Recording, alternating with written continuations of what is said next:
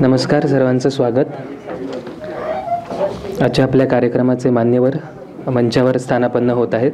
विश्वनाथ खैरे, मिलिंद मालशे, मिलिंद बोकील, श्याम जोशी, मुक्ती खैरे, प्रज्ञा खैरे आणि विनोद शिरसाट या सर्व मान्यवरांना विनंती आहे की त्यांनी मंचावरती यावं. भारतीय भाषांच्या संदर्भात अभिनव योगदान करून नव्या भारत विद्येची पायाभरणी करणारे अग्रगण्य आणि ज्येष्ठ विचारवंत विश्वनाथ खैरे आज 29 मार्च 2024ला 95व्या वर्षामध्ये पदार्पण करत आहेत. या निमित्ताने साधना साप्ताहिक आणि ग्रंथसखा वाचनालय बदलापूर यांच्या वतीने आजच्या कार्यक्रमाचं आयोजन आहे. आपल्या सर्वांचं या कार्यक्रमामध्ये मी स्वागत करतो. खैरे सर हे पुणे जिल्ह्यातल्या सुपे गावच्या शेतकरी कुटुंबात जन्माला आले. लहानपणी शेणगोठा, गुरं राखणी, नांगरणी करून शिक्षण घेत असताना ते 1946 मध्ये मुंबई विद्यापीठात 4था क्रमांक मिळून मॅट्रिक झाले. संस्कृतात त्यांना त्या काळामध्ये 86% गुण मिळाले होते. नंतर पुण्याच्या इंजिनिअरिंग कॉलेजमधून ते पहिल्या वर्गात पहिले येऊन बी सिव्हिल उत्तीर्ण झाले. त्यानंतर केंद्रीय सार्वजनिक बांधकाम खात्यात त्यांनी 33 वर्ष नोकरी करून धरणं, बोगदे, हमरस्ते, इमारती असे अनेक महत्वाचे सार्वजनिक प्रकल्प पूर्ण केले, ज्यामध्ये काश्मीरमधल्या बनिहाल खिंडीतला जवाहर बोगदा आणि भारत नेपाळ सीमेवरचा सिद्धार्थ राजमार्ग यांचा समावेश होतो. या नोकरीच्या काळात चेन्नई म्हणजे मद्रासला असताना ते तामिळ शिकले. आफ्रिकेतील येमेन या देशात प्रतिनियुक्तीवर असताना त्यांनी अरबी भाषेचा परिचय करून घेतला आणि 1985 मध्ये नोकरीतून स्वेच्छानिवृत्ती घेऊन भाषाविषयक संशोधनाला त्यांनी आपलं आयुष्य अर्पण केलं. गेली 30-40 वर्ष ते लिहित बोलत आलेले आहेत. भारत विद्येचा अभ्यास करणाऱ्यांनाच नव्हे तर इतरही जिज्ञासू वाचकांना त्यांच्या लेखनाने समृद्ध केलेला आहे. अशा खैरे सरांचा 95व्या वर्ष प्रवेशाच्या निमित्ताने ग्रंथसखासोबत हा कार्यक्रम आयोजित करताना साधनाला अतिशय आनंद होत आहे. आजच्या दिवशी 4 उपक्रमांची सुरुवात खैरे सरांच्या वाढदिवसाच्या निमित्ताने होणार आहे.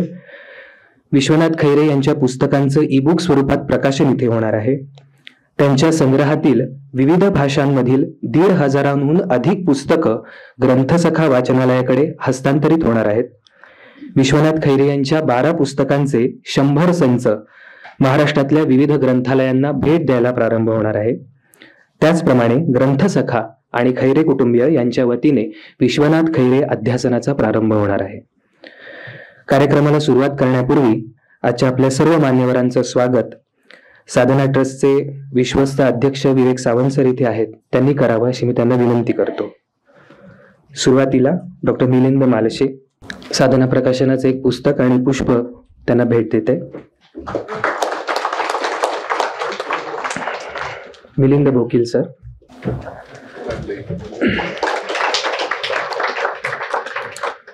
मुक्ती खैरे मॅडम,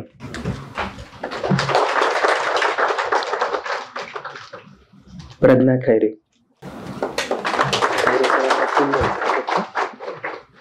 आणि श्याम जोशी.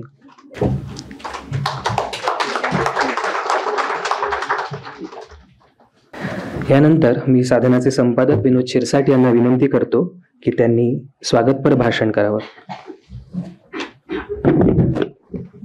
नमस्कार. या कार्यक्रमाचे अध्यक्ष मिलिंद मालशे सर, प्रमुख पाहुणे मिलिंद बोकील, विचारपीठावर उपस्थित असलेल्या प्रज्ञाताई खैरे, मुक्ती खैरे, या कार्यक्रमाच्या आयोजनात सहभागी झालेले ग्रंथसखाचे संचालक श्याम जोशी आणि अर्थातच ज्यांचं अभिष्ट चिंतन करण्यासाठी आपण इथे सर्वजण उपस्थित आहोत ते आदरणीय विश्वनाथ खैरे. विश्वनाथ खैरे यांची 3 पुस्तकं साधारणतः 2005च्या आसपास, म्हणजे मी अगदीच लेखन वाचन नव्याने करायला लागलो विद्यार्थी दशा संपल्यानंतर, तेव्हा मला अतिशय छोटी पुस्तकं, एक होतं त्यातलं एकलव्य, दुसरं हिरकणी आणि तिसरं युरेका. खरं तर छोट्या पुस्तिका तर पहिलं माझ्या मनावर उमटलेला ठसा तो हा होता की हा लिहिणारा लेखक याचा ब्रँड वेगळा आहे आणि मराठीत याच्या सारखा दुसरा कोणी ब्रँड मला दिसत नाही, तोपर्यंत मी जे काही वाचलं होतं ते.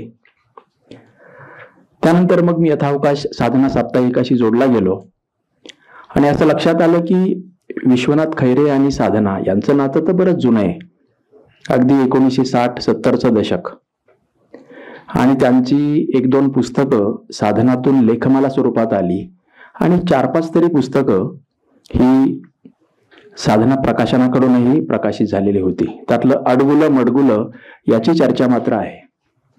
विशेष म्हणजे साधनाचे आमचे जे जुने कर्मचारी होते, सहकारी होते, त्यांच्याशी पण बोलताना कधीतरी जर विश्वनाथ खैरे हे नाव आलं तर अडगुलं मडगुलं याचा उल्लेख त्यांच्याकडून व्हायचा.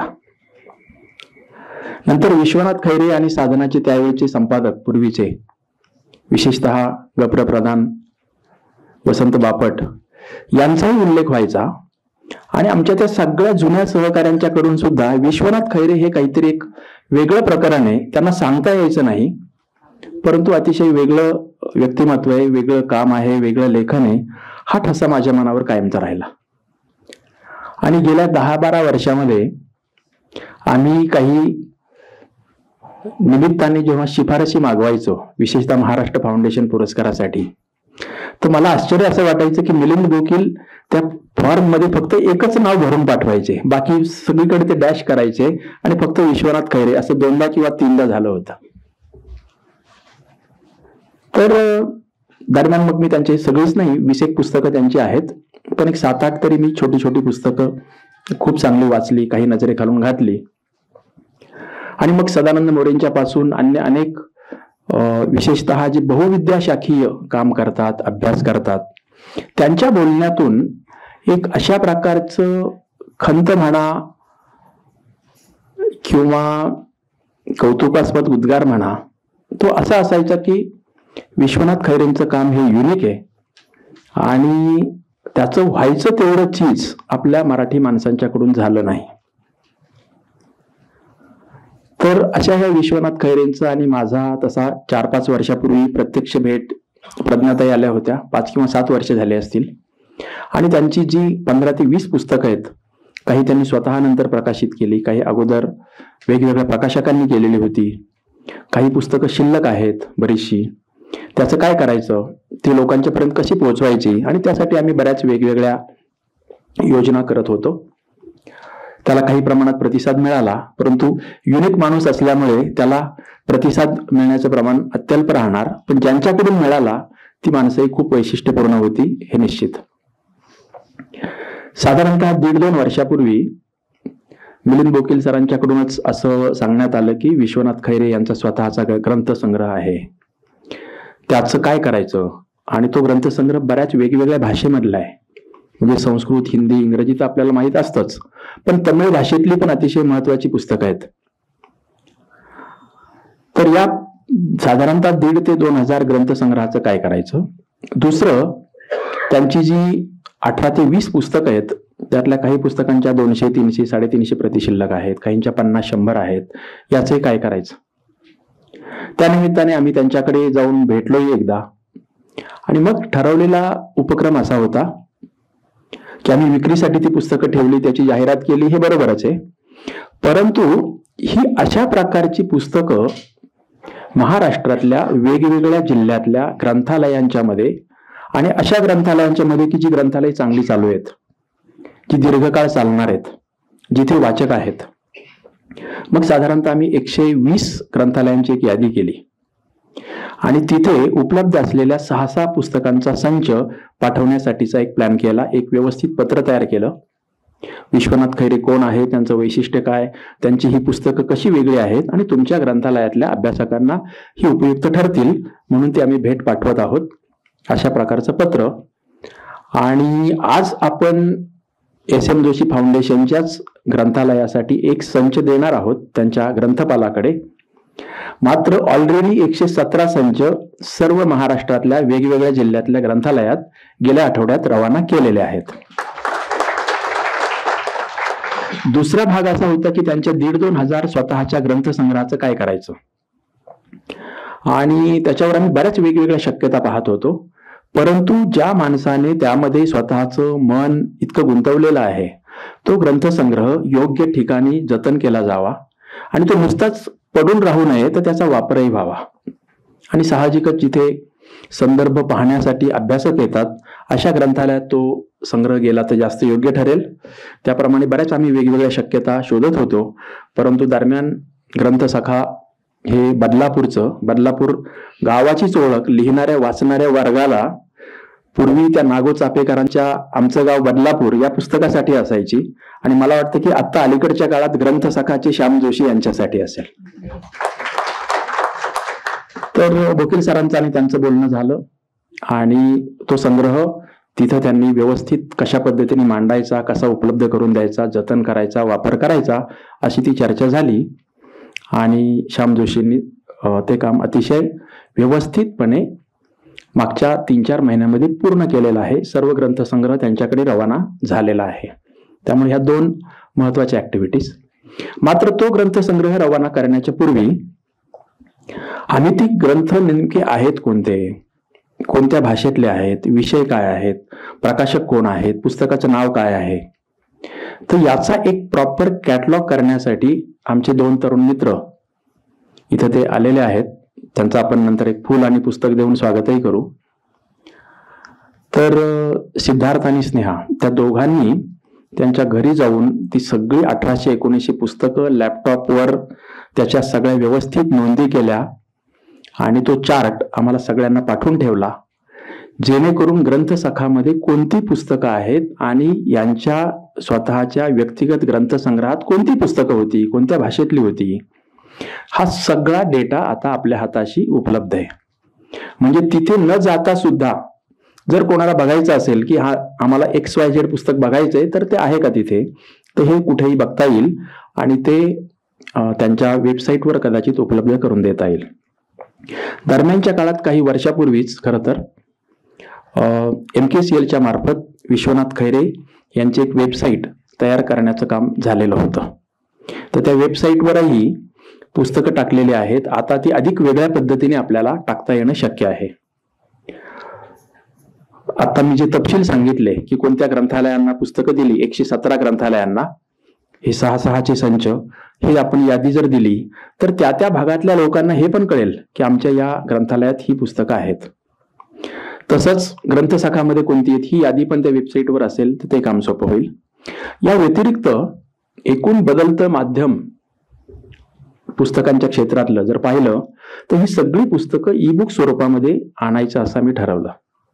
आणि त्यातली 2 पुस्तकंच फक्त ई-बुक स्वरूपात केलेली नाहीत, कारण ती छोटी आहेत आणि प्रामुख्याने चित्रांची आहेत, लहान मुलांची. मात्र उरलेली 18 पुस्तकं प्रॉपर स्कॅन करून त्याचं युनिकोडमध्ये रूपांतर करून ई-बुकसाठी जे काही करावं लागतं ती सगळी प्रक्रिया केली आणि किंडलवर ती पुस्तकं आम्ही 2-3 दिवसापासून अपलोड करायला सुरुवात केलेली आहे. आणि ती 18 पुस्तकं काही 7-8 आतापर्यंत झाली असतील, 7-8 पुढच्या 2 दिवसामध्ये ती होतील. त्याची एक विशिष्ट गती असते. किंडलवर पुस्तकं पाहण्याचे काही वेगळे फायदे आहेत. हार्डबुकची जी काही आपल्याला किंमत वाटते ती आहेच, ती कोणी नाकारत नाही. मात्र किंडलवर तुम्हाला जगभरामध्ये ती पुस्तकं सहजासहजी उपलब्ध होतात. ती तुम्हाला साठवण्याचा प्रश्न येत नाही. कधीही कुठेही ती काढून वापरता येतात, मोबाईलवर, तुमच्या लॅपटॉपवर आणि अर्थातच किंडल डिव्हाइस असेल तर त्यावरही. एवढंच नाही तर ती पुस्तकं आपल्यापैकी बऱ्याच लोकांनी ई-बुकचा वापर केलेला नसेल म्हणून केवळ सांगतोय, कारण आपल्यापैकी अनेक जण बाहेर जाताना ह्या माहितीसह गेले तर जास्त उपयुक्त ठरेल म्हणून. तर प्रत्येक पुस्तकाच्या अनुक्रमणिकेवर जर गेलात तर अनुक्रमवर कोणत्याही प्रकरणाच्या वर क्लिक जर केलं तुम्हाला थेट त्या प्रकरणावर जाता येतं. अक्षर टाईप त्याचा लहान मोठा करता येतो. एवढंच नाही तर किंडलवरचा मजकूर तुम्हाला कॉपी करून शेअर पण करता येतो. इतक्या सर्व सुविधा असल्यामुळे ज्या पुस्तकांचं जे मोल आहे, संग्राह्य मूल्य म्हणा किंवा संदर्भ मूल्य म्हणा, ते किंडलवरच्या ई-बुक्समुळे खूप जास्त निर्माण होईल आणि दीर्घकाळ ती उपलब्ध राहतील. शिवाय अतिशय कमी खर्चामध्ये ती उपलब्ध होतात. किंडलवर तुम्हाला सबस्क्रिप्शन घेता येतं आणि पुस्तक खरेदी पण करता येतं. जसे ग्रंथालयाचे आपण सभासद होतो विशिष्ट वर्गणी भरून, अगदी कमी 100-200 रुपये, तशी तेवढी भरून किंडल फ्रीवर सर्व पुस्तकं वाचता येतात, विश्वनाथ खैरे यांच्यासह अन्य. तर अशा या 3 ते 4 प्रक्रिया. आणि दरम्यान मग बोकील सर मला असं म्हणाले की प्रज्ञाताई आणि श्याम जोशी यांनी पण असं ठरवलंय की आणखी काहीतरी ऍक्टिव्हिटीज करता याव्यात.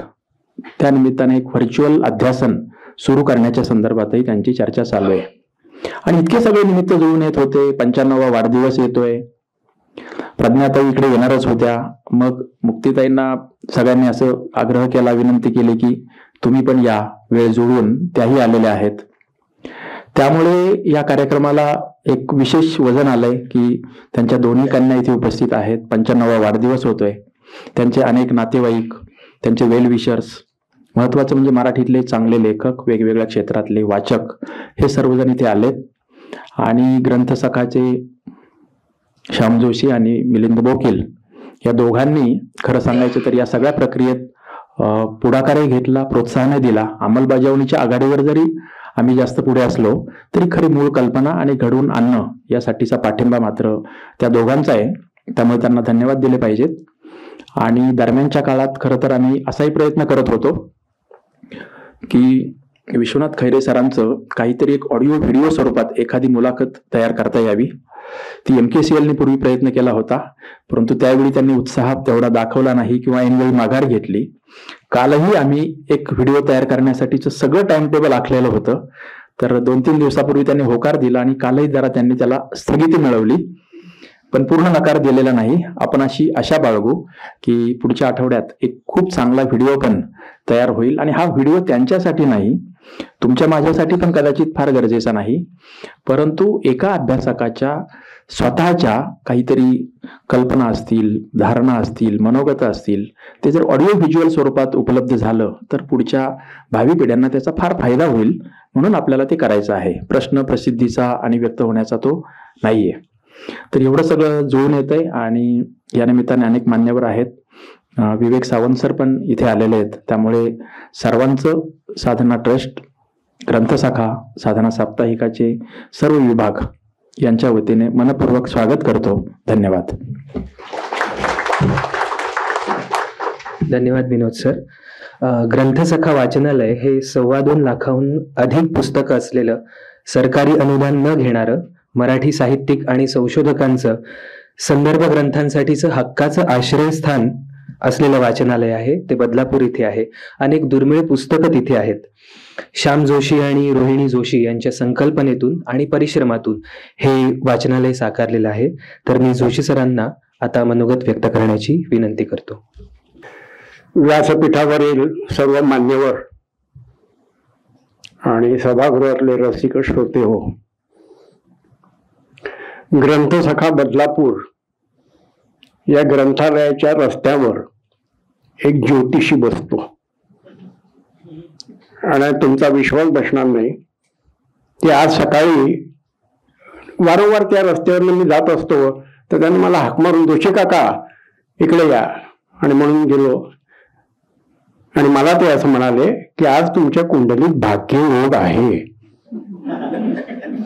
मला अर्थ लागेना. आधी ज्योतिष आणि भविष्य वगैरे याच्यात आपण पुरोगामी मंडळी काही फारसा विश्वास ठेवत नाही. तर म्हटलं असेल, त्यांनी बोललं असेल. इथे आल्यानंतर माझ्या लक्षात आलं की खरंच त्याची वाणी ही बरोबरच होती. आज भाग्ययोग ही सगळी श्रेष्ठ मंडळी आज आपल्या सोबत या ठिकाणी आहे आणि मला त्यांच्याबरोबर काही संवाद करता येतोय. मित्रांनो, मी गेले 50 वर्ष पुस्तक या संकल्पनेमध्ये अडकलेलो आहे. 40 वर्षापूर्वी वि स खांडेकरांनी लेख लिहिला होता किर्लोस्कर मध्ये, सार्वजनिक ग्रंथालयांमध्ये लोक काय वाचतात. आजही परिस्थिती बदललेली नाही. मित्रांनो, माझ्या ग्रंथालयात मी सर्वे केला त्यावेळी मला असं लक्षात आलं की विश्वनाथ खैरे हे नाव माझ्या ग्रंथालयातल्या सभासदांना माहिती नाही. किती दुर्दैवाची परिस्थिती असेल की वैचारिक लिखाण करणारं, ज्यांचं योगदान आहे समाजशास्त्रीय, भाषाशास्त्रीय, अनेक पद्धतीने, इथे मिलिंद बोकील सरांनी त्यांच्याविषयी लेख लिहिलेला आहे, ते अधिक बोलतीलच. असं असून सुद्धा कितीतरी मान्यवर असे आहेत की ज्यांच्याकडे वाचकांचं लक्ष नाही. आणि ही गोष्ट जी आहे ही 21व्या शतकात जाणाऱ्या आपल्या महाराष्ट्राला निश्चितच उचित नाही. मित्रांनो, मिलिंद बोकील सरांना खरं म्हणजे याचं सगळं श्रेय द्यायला पाहिजे की त्यांच्या प्रयत्नांमुळे आज हा योग इथे येतोय. आम्ही विश्वनाथ खैरे अध्यासन करणार आहोत. म्हणजे नेमकं काय करणार आहोत याचं अनेकांना माहिती नाही. अध्यासन हा शब्द सुद्धा अनेकांना माहिती नाही. याच्यापूर्वीच फार वेळ घेत नाही, मान्यवरांची भाषणं आपल्याला ऐकायची आहे. पुणे विद्यापीठात डॉक्टर बाबासाहेब आंबेडकर अध्यासन आहे आणि रावसाहेब कसबे त्या अध्यासनाचे प्रमुख आहेत. आणि मला अध्यासन या संकल्पनेविषयी इतकं ममत्व आहे, मी रावसाहेब कसब्यांना भेटायला गेलो आणि म्हटलं की आपण काय करता नेमकं अध्यासन म्हणजे. त्याच्यावर त्यांनी मला सांगितलं की आम्ही अध्यासन म्हणजे 14 एप्रिलला किंवा 6 डिसेंबरला एखाद्या प्रमुख पाहुण्यांचं भाषण ठेवतो, याच्या पलीकडे आम्ही काहीही करत नाही. मित्रांनो, ही परिस्थिती बदलण्याचं आम्ही ठरवलं आणि विश्वनाथ खैरे अध्यासन बदलापूरमध्ये आम्ही सुरू करतो. या अध्यासनाचं सगळ्यात पहिलं महत्वाचं वैशिष्ट्य असं असेल की तिथली जागा राखीव आहे. तिथे सभागृह आहे आणि त्या सभागृहामध्ये विश्वनाथ खैरे सरांचा सगळा ग्रंथसंग्रह मांडलेला आहे आणि इतर अनेक सुद्धा पुस्तकं आहेत. पण तिथे आपण ती जागा जी आहे ती आरक्षित ठेवलेली आहे की ज्यांना खैरे सरांच्या साहित्यावर संशोधन करायचं आहे. आपण एक शिष्यवृत्ती सुद्धा ठेवतो. महाविद्यालयामध्ये आपली पत्र गेलेली आहे आणि विश्वनाथ खैरे याच्या संदर्भात ज्या विद्यार्थ्याला संशोधन करायचंय, ज्या प्राध्यापकाला संशोधन करायचंय, याच्यासाठी आपण शिष्यवृत्ती सुद्धा ठेवलेली आहे. आणि अशा पद्धतीने ते अध्यासन जे आहे ते आपण करणार आहोत. खैरे अडचण काय मित्रांनो माहितीये का, हजारो ग्रंथालय येतो आणि हजारो दुर्मिळ पुस्तकं, म्हणजे 1805ला पहिलं पुस्तक आलं तिथपासून पुस्तकं पुण्यामध्ये मुंबईमध्ये आहेत. पण ती वाचकाच्या पुढे ज्या स्वरूपामध्ये आणली पाहिजे त्याची व्यवस्था आमच्याकडे नाही.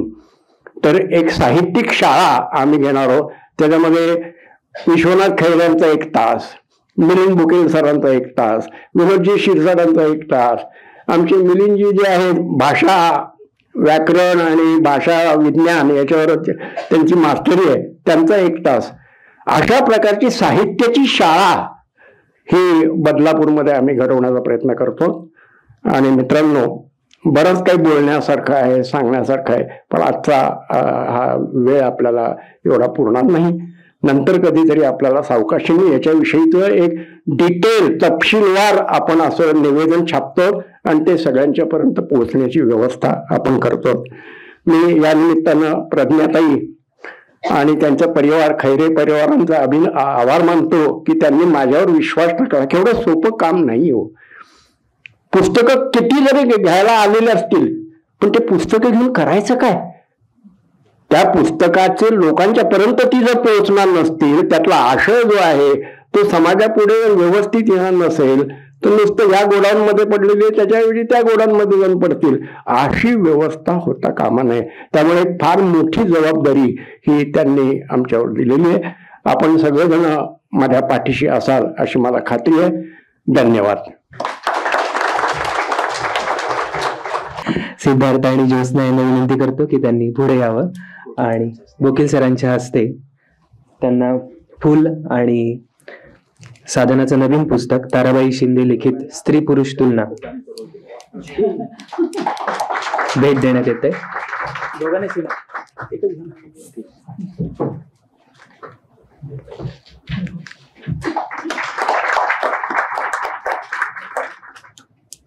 मराठी भाषेचं मूळ, वेदातली गाणी, ज्ञानेश्वरांचे चमत्कार, अडबुलं मडबुलं, साहित्य मिथ्य माहित्य, एकलव्य, भारतीय मिथ्यांचा मागोवा, युगाणी, का माता, वंशाचा व्यास, हिरकणी, घोड्यापुढे गीता, युरेका, मराठी गद्यातले इंग्रजी अवतार, लोकभाषा आणि संस्कृती, व्युत्पत्तीले गोंधळ ही खैरे सरांची महत्वाची पुस्तकं. विनोद सरांच्या निवेदनात आलं त्याप्रमाणे या पुस्तकांचे 117हून अधिक संच महाराष्ट्रातल्या विविध ग्रंथालयांपर्यंत याआधीच पोहोचलेले आहेत. बाहेर त्यांची काही टायटल्स उपलब्ध आहेत आपल्या सर्वांसाठी. तर प्रातिनिधिक स्वरूपामध्ये एक पुस्तक संच आपण SM जोशी ग्रंथालयाला भेट देणार आहोत. मी ग्रंथालयाचे ग्रंथपाल संतोष किंगले यांना विनंती करतो की त्यांनी पुढे यावं आणि अध्यक्षांच्या हस्ते खैरे सरांच्या पुस्तकांचा संच स्वीकारावा.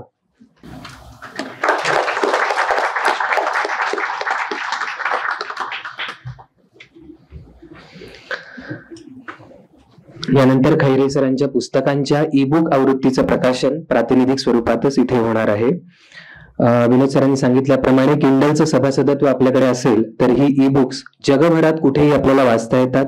किंडल डिव्हाइसवर, मोबाईलवर किंवा लॅपटॉपवर आपल्याला ती वाचता येतात.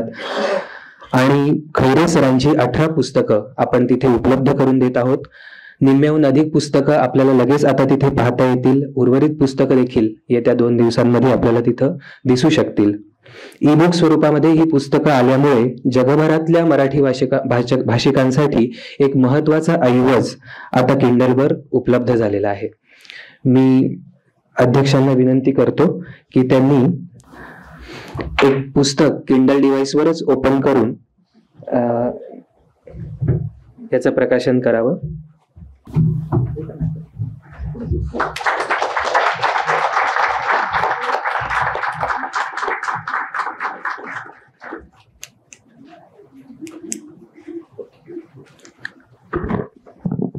अडमुलं मडमुलं ही खैरे सरांची लेखमाला साधनातूनच प्रसिद्ध झाली होती आणि नंतर त्याचं पुस्तक आलं तर ते पुस्तक आपण ओपन करून याचं प्रकाशन केलेलं आहे.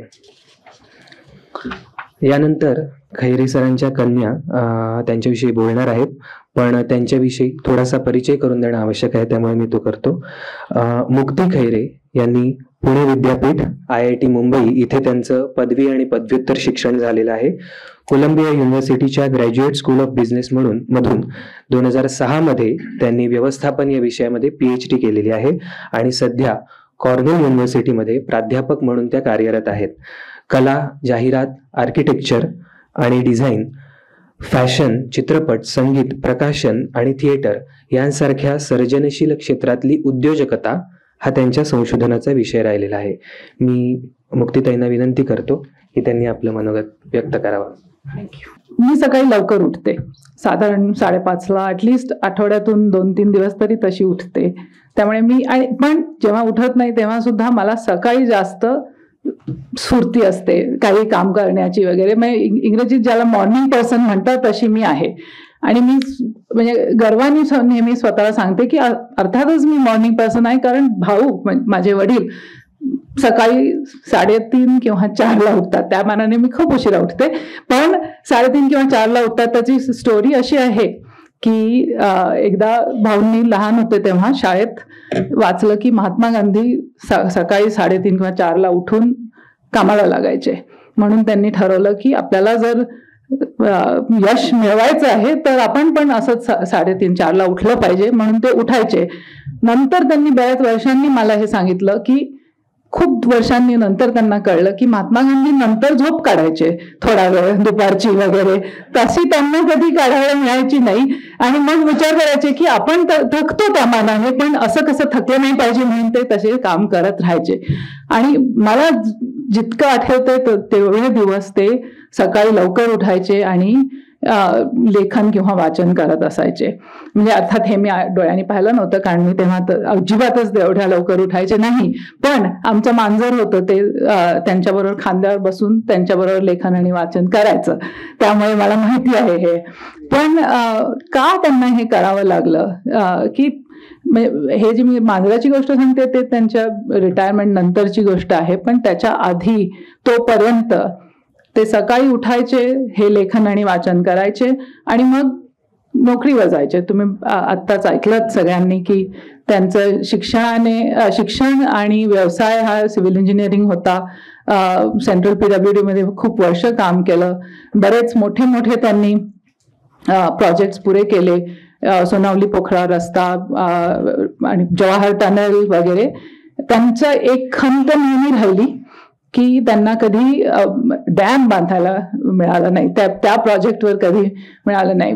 पण त्याची त्यांनी फुल हे केली की आम्हाला सुट्टीवर सुद्धा आम्ही डॅम बघायला जायचो. मी पहिल्यांदा अमेरिकेत गेले तेव्हा लास वेगस मध्ये एवढं गॅम्बलिंग आणि असं खूप असं शहर आहे एकदम, नाईट लाईफ वगैरे वगैरे, त्यासाठी आम्ही गेलो नव्हतो. लास वेगस मधून जवळ होवर डॅम आहे तो बघायला आम्ही गेलो होतो. आणि इथे सुद्धा पुण्यात सगळे आजूबाजूचे डॅम्स पाहिलेत. मी हे का सांगते की त्यांचं सिव्हिल इंजिनिअरिंग हे नुसतं शिक्षण नाही, नुसतं व्यवसाय नाही, खरं पॅशन होतं आणि खरंच त्यांना तेही आवडायचं. आणि त्याच वेळेस आणि हे सगळं करत असताना ते सकाळी उठून लेखन वाचन करून हे भाषाशास्त्राबद्दल लिहायचे. हे म्हणजे ते म्हणतात ना राईट ब्रेन लेफ्ट ब्रेन वगैरे वगैरे, ते त्यांचं होल ब्रेन तसं सगळंच काम करतं. असं नाहीये की एक बाजू जास्त एक बाजू कमी वगैरे. म्हणजे लहानपणी जर गणितात प्रश्न असेल, गणिताचा होमवर्कचा प्रश्न असेल तर ते सुद्धा भाऊंकडे जायचं. भाषेतले संस्कृत होतं शाळेत तरी सुद्धा भाऊंकडे जायचं. कधी ते उत्तर सांगायचे नाहीत. मग किती गयावया केली तरी की आता उद्या परीक्षा आहे, मला नुसतं सांगा हे कसं करायचं, तर ते नाही. ते गणितातलं पूर्ण सगळं म्हणजे काव्यच ऑलमोस्ट त्यांना त्या गणितातलं सुद्धा काव्य दिसायचं की ते असं नुसतं सांगून तुला मजा येणार नाही. आणि मी म्हणायचे मला मजा नकोय, मला नुसतं आत्ता हे उत्तर द्या. पण ते नाही, ते तुला आणि ते सगळं सांगितलं त्यांनी. तसंच संस्कृत शिकताना मला अगदी आठवतंय की पाठांतर करायला लावायचे शाळेत. आणि शेवटी मग मी एक दिवशी अगदी हात गाळले, म्हटलं हे काय माझ्याशी होणार नाही, मी पाठांतर करू शकते पण पुढे काय, त्याचं काय. तर एक असंच ते म्हणजे संस्कृतातलं त्यांनी मग मला गणित शिकवलं की हे असं फॉर्म्युला सारखं असतं, ते पाठांतर करावं लागतं. बरोबर आहे, तसं जसं आपण पाढे शिकतो तसं ते पाठांतर करायचं आणि मग ते असं काम करतं. मग फक्त आपल्याला शब्द शिकायचे, व्होकॅब्युलरी शिकायची आणि मग सगळं जमतं. आणि ते असं सगळं जुळून यायचं. मी हे सगळं का सांगतेय की मी आता तुम्ही ऐकलत की मी आता बिझनेस स्कूलमध्ये आहे, अगदी वेगळं करते. जरी पुस्तकांबद्दल मला खूप प्रेम आहे आणि मी पब्लिशिंगचाच अभ्यास करते किंवा अन्य सगळ्या कला क्षेत्रांचा अभ्यास करते, तरी आम्ही नेहमी शिकतो की असं कुठल्याही कंपनीची अशी फोकस्ड स्ट्रॅटेजी पाहिजे की एकच काहीतरी चांगलं केलं पाहिजे. आणि इथे ऑफकोर्स हे अगदी दुसरं टोक आहे की दोन अगदी वेगळ्या गोष्टी खूप चांगल्या आणि म्हणजे अगदी ॲब्सोल्यूट हाय लेवलला केलेल्या आहेत. तर कारण काय असतं, का लोक म्हणतात की फोकस स्ट्रॅटेजी पाहिजे? कारण सगळ्यांचं म्हणणं असतं की लोकांना, मार्केटला हे समजत नाही. जेव्हा कोणी असं फार काही गोष्टी करायला लागलं की ते एकतर नीट होत नाहीत, प्रत्येक गोष्ट नीट होत नाही अशी एक समजूत आहे. आणि दुसरी अशी समजूत आहे की लोकांना समजत नाही तुम्ही कोण आहात, म्हणजे नक्की काय, म्हणजे इंजिनियर आहात का, भाषाशास्त्रज्ञ आहात का, काय म्हणजे कसं तुमचं दोन्ही सिरियसली कसं घ्यायचं, असं होतं. पण नेहमी, आणि हे मला माझ्या रिसर्चमधून समजलेलं आहे, नेहमी असं कोणी काही नवीन करणारं असतं. कलेत आपण पाहिलेलं आहे, पुस्तकं लिहिण्यात पाहिलेलं. जेम्स जॉयसने युलिसिस पुस्तक लिहिलं, कोणालाही आवडलं नाही, ते बॅन केलं सगळं, पण ते पुढे येतं. कोणतरी जाणकार, त्याचं व्हॅल्यू असणारं लोक असतात. मार्केट हे केवळ किंमत किंवा केवळ सगळ्यात समजायला सोपे अशा गोष्टीवर फोकस नाही करत ह्या जगात. आणि हे माझ्या रिसर्चमध्ये मला भाऊंच्या एकूण आता आज तुम्ही सगळेजण आला आहात, हे सगळं होतंय, इव्हेंट होतोय, ह्या सगळ्याचा आभार मानण्याचं कारण हेच आहे की ह्या सगळ्यातून मला हे कळलंय की मार्केट हे फोकस स्ट्रॅटेजीचं काही नाही. त्यांना मोल आहे जेव्हा कोणीतरी काहीतरी नवीन करतं, कोणीतरी काहीतरी महत्वाचं करतं, वेगळं करतं, तेव्हा समजणारी लोक अजूनही आहेत जगात आणि राहतील जगात. ह्या सगळ्या तुमच्या शिरसाट सर, बोकील सर आणि जोशी सरांच्या कामांमुळे हे सगळं काम पुढे राहील आणि अशी लोक आणि असे नागरिक बनत राहतील ह्या देशात जगात अशी माझी आशा आहे आणि मी आभार मानते हे सगळ्या कामाच्या बाबतीत, कारण ह्याच्याशिवाय हे सगळं पुढे कधी येऊ शकणार नाही. थँक्यू.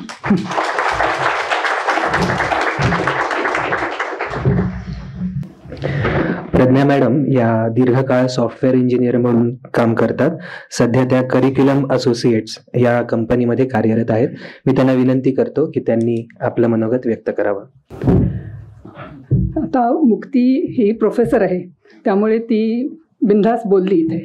मला स्वतःला पब्लिक स्पीकिंगची अतिशय भीती आहे, त्यामुळे माझं काही चुकलं तर माफ करा.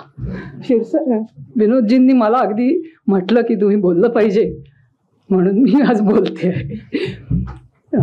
मी भाऊंची मोठी मुलगी, माझं नाव प्रज्ञा, आणि मी एवढ्यासाठी सांगते की माझ्या नावाची गंमत म्हणून माझं नाव जे ठेवलं ते भाऊंचा पहिला प्रकाशित लेख केसरीमध्ये 1960 साली प्रकाशित झाला. त्याचं नाव होतं प्रज्ञान योग. तर प्रज्ञान हा शब्द भाऊंनी अप्लाइड नॉलेज ह्या अर्थी वापरला होता आणि तो लेख प्रकाशित झाला होता. त्यानंतर 3 दिवसांनी त्यांचं लग्न झालं. तेव्हा माझ्या आईला तो लेख त्यांच्या गुरूंनी त्या लेखाची कटिंग दिलं होतं. मग जेव्हा नंतर वर्षभराने माझा जन्म झाला तेव्हा आई म्हणाली की प्रज्ञान योगमधले पहिले 2 अक्षरं जी आहेत त्या शब्दाचा अर्थही सुंदर आहे, हे नाव ह्या मुलीचं ठेवायचं. मग बरीच चेष्टा झाली की हे असं कठीण नाव, तेव्हा ते एवढं प्रचलित नव्हतं, तर हे असं कठीण नाव हिला बोलता तरी येणार आहे का? पण आलं मला नंतर बोलता ते.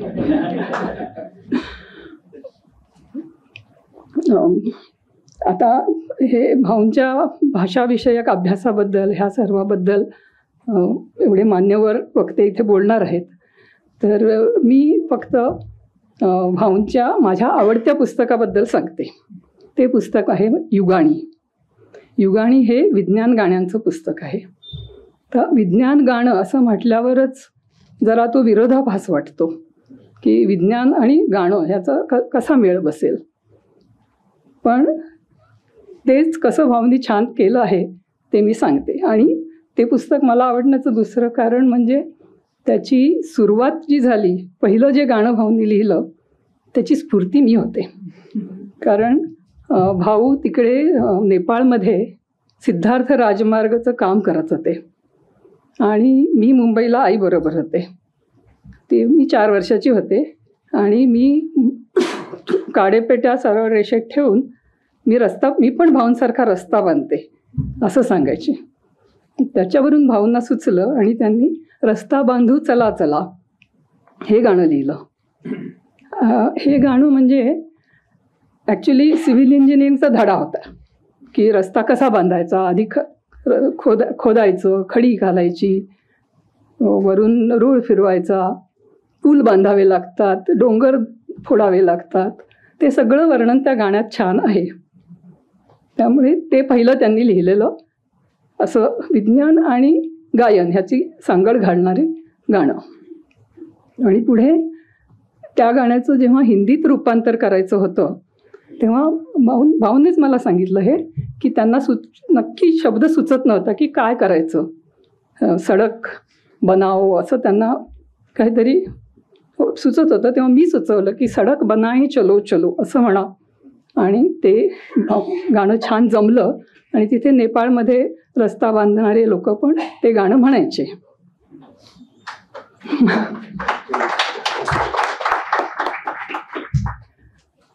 युगाणीमधली माझ्या आवडत्या गाण्यांबद्दल सांगते थोडंसं. तर जेव्हा माणूस चंद्रावर गेला तेव्हा भाऊंनी चांदोबा चांदोबा येऊ का, पाठीवर पाय तुझ्या देऊ का असं गाणं लिहिलं.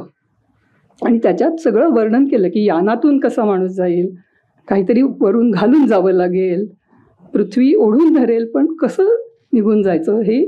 आता त्याच्यात एस्केप व्हेलॉसिटी ही टर्म आहे, कारण पृथ्वीपासून निसटून जायचं तर त्याला भाऊंनी सुटवेग हा असा सुटसुटीत शब्द वापरून मस्त गाणं लिहिलं. आणि त्याच्यात शेवटी चांदोबा मग जेव्हा मुलगा म्हणतो की मी येऊ का, मग शेवटी सगळं समजून सांगितल्यावर चांदोबा म्हणतो, बरं आहे बाबा, येऊन जा, इथून पृथ्वी पाहून जा. मग दुसरं त्याच्यात पुढचं माझं आवडतं गाणं आहे ते पृथ्वीबद्दलचं आहे. आणि त्याच्यात त्यांनी पृथ्वी, सूर्य, सगळी प्लॅनेटरी सिस्टीम असं ह्या सगळ्याचं वर्णन केलं आहे. त्याची सुरुवात आहे, धरणी माझं नाव, आकाश आमचं गाव. आणि मग हे सगळे ग्रह, ही सगळी सूर्याची पिल्लं, अशा अर्थी ते गाणं आहे. आणि त्याच्यातली शेवटची ओळ आहे की धरणी म्हणते आहे, सावलीत अर्धी उजेडी अर्धी, जित्या भावल्यांची अंगावर गर्दी. त्यामुळे ते लहानपणी मला हे भावल्यांचं गाणं पण मला खूप आवडायचं. आणि आणखी दुसरं गाणं आहे ते अणू, म्हणजे पृथ्वी ही मोठी झाली तर पृथ्वी कशाची बनलेली आहे, तर छोट्या छोट्या कणांची बनली आहे. तर पुढचं गाणं आहे, अणू रे अणू तू आहेस कुठे, जगात जिथे काही असेल तिथे. आणि ह्या गाण्यात अणू कसे बनलेले आहेत आणि त्याचं सगळं सायन्स काय आहे आणि शेवटी अणूंचा वापर करून काय करता येतं आपल्याला, हे सगळं मला तेव्हा गाणं आवडलं. आणि मोठं झाल्यावर मला ते असं इतकं भावलं जेव्हा मी पिरियॉडिक टेबल आणि फिजन, फ्युजन, ॲटॉमिक स्ट्रक्चर ह्याबद्दल शिकले, तेव्हा ते एकदम खरंच किती छान आहे हे लक्षात आलं. आणि इतरही अनेक गाणी आहेत त्या पुस्तकातली. फिजिक्सबद्दल म्हणजे गती, या वेग याबद्दलचं जे आहे ते गत्याचे गाणे. आणि जिओलॉजीबद्दल आहे की दगड कसे बनतात आणि कसे पडून असतात, अशा स्वरूपाचं. आणि आणखीन पण आणि सगळ्यात मला आणखीन एक आवडणारं गाणं म्हणजे गणगावची गंमत. त्या गाण्यात आपल्या हाताला 10 बोटं आहेत, त्यामुळे आपण डेसिमल सिस्टम वापरतो. पण जर एखादं गाव असेल की जिथे लोकांच्या हाताला बोटच नाहीत, 2 हातच आहेत, तर ते 2 मान वापरतील दशमानाच्या ऐवजी, अशी कल्पना आहे. आणि हे पण मला नंतर मोठं झाल्यावर जेव्हा बायनरी सिस्टीम आणि तिचा उपयोग कम्प्युटरसाठी कसा होतो हे वाचलं, तेव्हा एकदम असं लक्षात आलं की हे सगळं कसं एक्सप्लेन केलेलं आहे ह्या कवितेत छान. आता मी फक्त माझ्या बोलण्याचा शेवट, त्यांच्या पुस्तकातल्या पहिल्याच कवितेची ओळ, आता संध्याकाळ पण झालेली आहे त्यामुळे पहिलीच कविता मी म्हणून दाखवते. ती आहे, दिव्या दिव्या दीपत्कार, विजेचा तू साक्षात्कार, कळीस दाबता हाती, वीज निघाली सळसळती, तारेची फुलली तात, उजेड खुलला गेंदात, आकाशी वीज देवाची, कामाला ती भुईवरची, दिवा लागला ज्ञानेसी, नमस्कार हा सर्वांसी.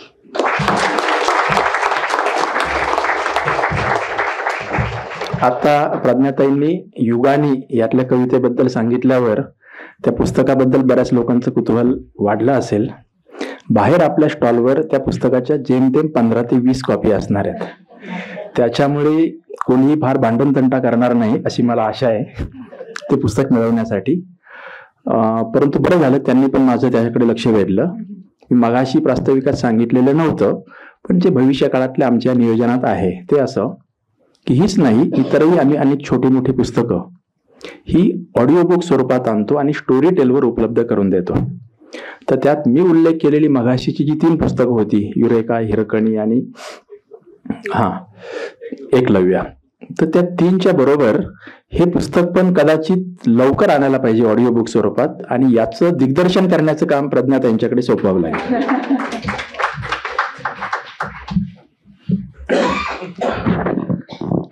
यानंतर बोकील सर बोलणार आहेत. ललित लेखन आणि संशोधनात्मक वैचारिक लेखन सारख्याच ताकदीने करू शकणारा लेखक म्हणून असे आपले प्रमुख पाहुणे मिलिंद बोकील यांचा आपल्याला परिचय आहे. उदकाची आरती, झेन गार्डन हे कथासंग्रह, समुद्रापारचे समाज हा विदेशी समाज चित्रण करणारा प्रवास लेखांचा संग्रह, जिनांचे अनुभव पुस्ता हा समाजशास्त्रीय अभ्यासपर लेखांचा संग्रह, कातकरी विकास के विस्थापन हे मानवशास्त्रीय संशोधन, शाळा, एकम, समुद्र या कादंबऱ्या ही बोकील सरांची काही प्रसिद्ध पुस्तकं आपल्याला ठाऊक आहेत. येथे बहुतांचे हित या त्यांच्या पुस्तकात खैरे सरांविषयीचा एक मर्मग्राही लेख आहे, तो आपण जरूर वाचायला हवा. साधनाच्या 16 मार्चच्या अंकामध्ये आम्ही तो पुनर्मुद्रित केला होता. त्यातल्या शेवटच्या परिच्छेदात त्यांनी खैरे सरांविषयी जे म्हटलेलं आहे ते त्यांनी त्यांना दिलेलं मानपत्र म्हणावं असं आहे, त्यामुळे ते मी थोडंसं वाचून दाखवतो. भाषाशास्त्र, मानवशास्त्र, पुरातत्वविद्या अशी नावं ऐकली की सर्वसामान्य माणसाला दडपल्यासारखं होतं. हे नको रे बाबा, हे आपल्याला काही समजणार नाही, ही सगळी विद्वान लोकांची कामं आहेत असा समज सर्वसामान्य माणसं करून घेतात. पण आपण कोण आहोत, आपली जात म्हणजे काय, आपली भाषा कशी निर्माण झाली, तिचे इतर भाषांशी काय संबंध आहेत, निरनिराळ्या शब्दांची गंमत काय असते, असे प्रश्न प्रत्येकच माणसाला पडत असतात, मग तो अशिक्षित असो की सुशिक्षित. खैऱ्यांसारखे लोक या प्रश्नांची उत्तरं शोधायला धडपडत असतात आणि फक्त शोधतातच असं नाही, तर आपल्याला जे समजलं ते लोकांपुढे ठेवत असतात. वैयक्तिक ज्ञानाचं रूपांतर सामाजिक ज्ञानात करत असतात आणि ते सुद्धा अगदी सोप्या भाषेत. या कामाची जाण आपण ठेवली पाहिजे, कारण यातूनच मानवी संस्कृती निर्माण होत असते. मी बोकील सरांना विनंती करतो की त्यांनी भाषण करावं. आदरणीय विश्वनाथ खैरे, व्यासपीठावरील माझे सर्व सहकारी आणि बंधू भगिनींनो, मराठी भाषा आणि साहित्य विश्वातला आज एक अत्यंत महत्त्वाचा दिवस आहे, कारण आपण सर्व मिळून विश्वनाथ खैरे यांचं अभिष्ट चिंतन करण्यासाठी इथे जमलेलो आहोत. आता हे कार्य सुरू करण्यापूर्वी 2 व्यक्तींचं स्मरण केल्याशिवाय मला पुढे जाता येणार नाही. त्यातली प्रथम आहेत उमाताई खैरे. त्या आता इथे नाही आहेत, पण त्या इथे असायला हव्या होत्या आणि त्यांच्या अकृत्रिम मायेचा अनुभव मी आणि आमच्या सर्व कुटुंबियांनी अनेक वर्ष घेतलेला आहे. आता इथल्या कदाचित अनेक लोकांना माहीत नसेल, पण त्यांची शैक्षणिक अर्हता म्हणजे ज्याला आपण एज्युकेशनल क्वालिफिकेशन्स म्हणतो ती खैऱ्यांपेक्षा जास्त होती. त्या फिलॉसॉफीत MA होत्या. तर त्यामुळे खैऱ्यांच्या लौकिक आणि सैद्धांतिक संसाराला जी स्थिरता देणं आवश्यक होतं ती त्यांनी आयुष्यभर दिली.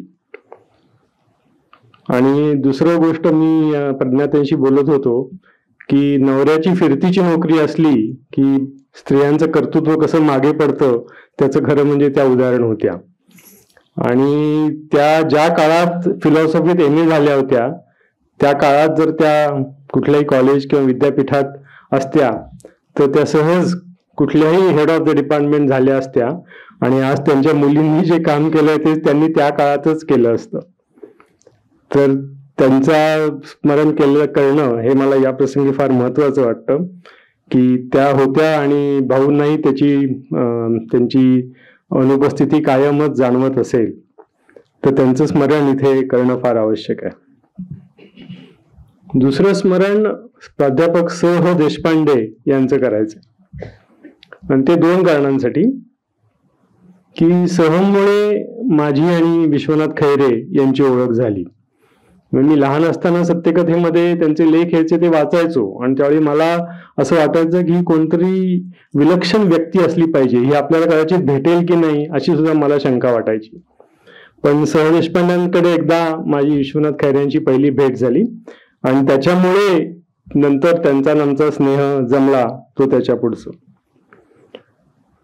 स. देशपांडे हे महाराष्ट्रातले पहिले असे विद्वान की ज्यांनी विश्वनाथ खैरे यांची योग्यता अत्यंत अचूकपणे जाणली आणि त्यांच्या कार्याची ओळख त्यांच्यावर स्वतंत्र पुस्तक लिहून सर्व मराठी लोकांना करून दिली.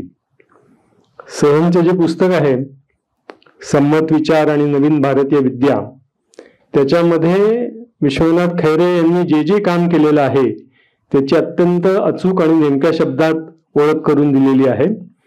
तर भाऊंची पुस्तकं तर आपण वाचणारच आहोत, पण ते करण्या अगोदर सहनचे जे पुस्तक आहे ते सुद्धा आपण वाचायला पाहिजे. म्हणजे त्याच्यातून त्यांचं कार्य कोणतं आहे आणि किती मोठं आहे याची आपल्याला कल्पना येईल. हे वर्ष सहनचं पण जन्मशताब्दीचं वर्ष आहे, तर त्याची सुद्धा सुरुवात एका परीने आपण आज करतो आहोत. सहनची आमची राजकीय मतं भिन्न होती, पण तसंही असलं तरी सुद्धा त्यांनी आमच्यावर फार माया केली. आणि तो जमाना वेगळा होता. म्हणजे राजकीय विरोधक असले तरी त्यांना नष्ट करून टाकायचा असा तो जमाना नव्हता. तर राजकीय विरोधक कसंही असो, पण त्याच्यावर सौहार्दाने, सौजन्याने, मायेने, आपुलकीने राहायचं अशा तऱ्हेच्या जमान्यात आम्ही वाढलेलो आहोत. त्यामुळे त्यांची जन्मशताब्दी यावर्षी आता सुरू होतीये, तर हाही एक चांगला योगायोग आहे की एक प्रकारे ह्या कार्यक्रमातूनच तिची सुरुवात आपण करू. तर आता आपण सुरुवातीच्या परिचय ऐकलं त्याप्रमाणे विश्वनाथ खैरे यांची जीवन कहाणी ही अक्षरशः अद्भुत रम्य वाटावी अशी आहे. जसं त्यांनी सांगितलं की पुणे जिल्ह्याच्या अत्यंत एका शेतकरी घरात जन्मून मॅट्रिकला विद्यापीठात चौथं येऊन COEP कॉलेजमध्ये जिचं ऍडमिशन घेणं हे किती दुरापास्त त्याची आपल्याला कल्पना आहे.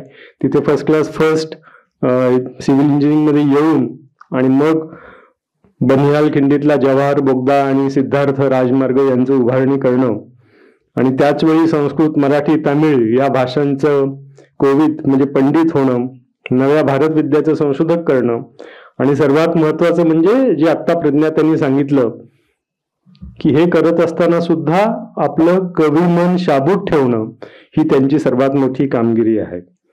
आणि त्यांनी तर युगाणीतली उदाहरणं दिली, पण वेदातल्या सुक्तांवर त्यांनी जी गाणी लिहिलेली आहेत ती अतिशय हृद्य आणि सुंदर आहेत.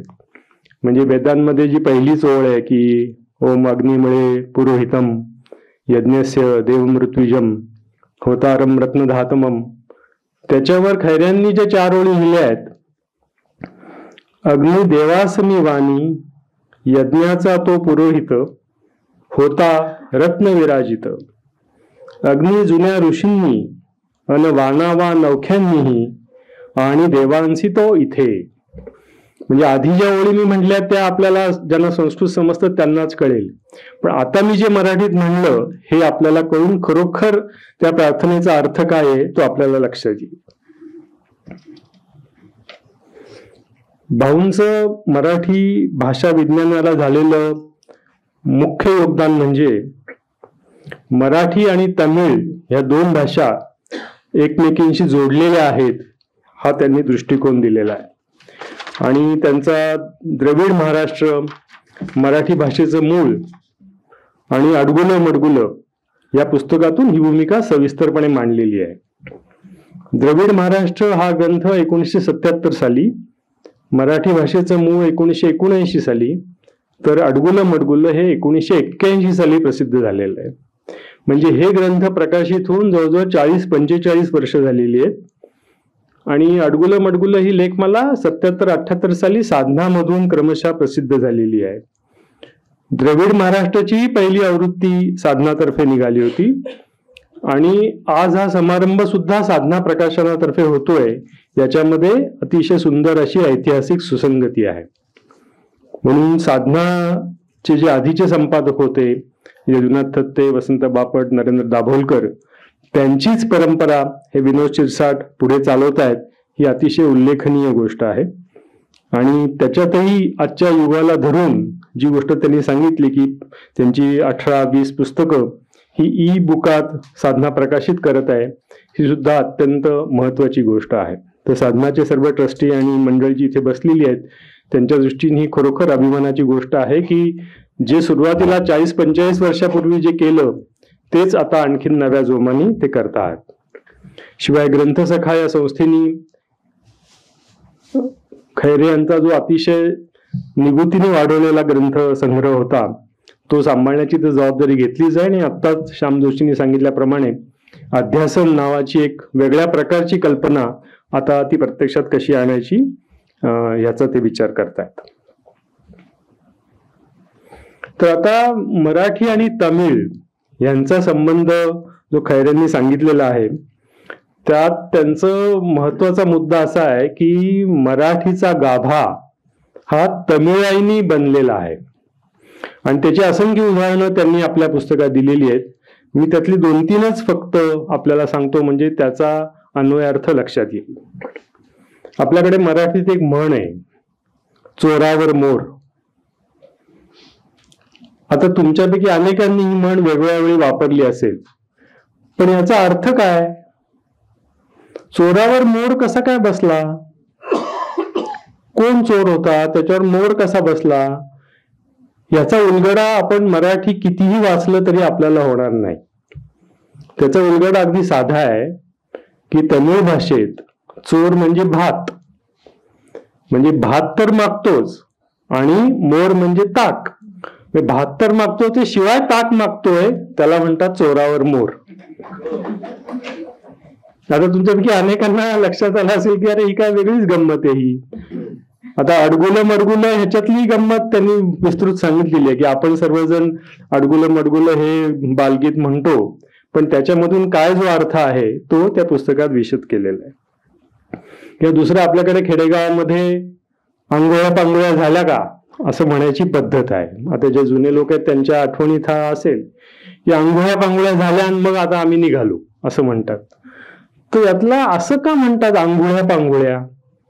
तर याचं कारण असं आहे की आंघोळ्या म्हणजे पुरुषांनी नदीत किंवा तलावात सूर मारून केलेलं आंघोळ किंवा स्नान. पुरुष नदीकाठी किंवा गेले की विहिरीत सूर मारतात आणि ते जे करतात तर त्याचा कसा तो शब्द आला तो त्यांनी अर्थात उलगडून सांगितलेला आहे. तर पुरुष तलावात सूर मारून आंघोळ करतात, तिला आंघोळ्या म्हणतात, आणि स्त्रिया वस्त्र पांघरून आंघोळ करतात, तिला पांघोळ्या म्हणतात. म्हणून मग आंघोळ्या पांघोळ्या असा शब्दप्रयोग आपल्याकडे आलेला आहे. किंवा आता नवीन मुलींना माहिती नसेल, परंतु आपल्याकडे इष्य आणि अय्या असे 2 शब्दप्रयोग आहेत. ते आता दिवसेंदिवस ऐकू येईनासे झालेत, पण आम्ही आमच्या आठवणीत पुष्कळ ऐकलेले आहेत. तर हे दोन्ही शब्दप्रयोग तमिळच आहेत. किंवा छे असं जे आपण म्हणतो ते सुद्धा मूळ त्याचं रूप तमिळ आहे. आता मी म्हटलं तसं की पूर्वी मराठी कथा कादंबऱ्यात सुद्धा इष्य हा शब्दप्रयोग व्हायचा, आणि तुम्हाला माहिती आहे की त्या एका इष्यमध्ये अनेक अर्थ सामावलेले असायचे. म्हणजे कुठलीही स्त्री जेव्हा इष्य म्हणायची त्यावेळी तिने ते कशा रीतीने म्हटलेलं आहे त्याच्यावरून तिला काय म्हणायचं आहे ते कळायचं. आता आपल्या दैनंदिन याच्यानं हे शब्दही गेले आणि त्याच्या मागचा सगळा तो अर्थ हा पण नाहीसा झालेला आहे. किंवा त्यांनी त्यांच्या पुस्तकात दाखवलेलं आहे की आपली बरीचशी ग्रामनामं जी आहेत, जे द्रविड महाराष्ट्र पुस्तक आहे त्याच्यामध्ये हे दाखवलेलं आहे की बरीचशी ग्रामनामं, विशेषतः ज्या ज्या नावांमध्ये ऊर असा शब्द येतो, म्हणजे लातूर, राजूर, थेऊर किंवा जेजुरी सुद्धा, ही सगळी तमिळ ऊर म्हणजे गाव या अर्थातून निघालेली आहेत. आता तुम्ही लक्षात ठेवा की जिथे जिथे तुम्हाला ऊर शब्द सापडेल ते तमिळ गाव या अर्थाने तो केलेला आहे. तर अशी शेकडो उदाहरणं आहेत की जी त्यांनी गेले 40-45 वर्षापूर्वीच हे मांडलेलं आहे.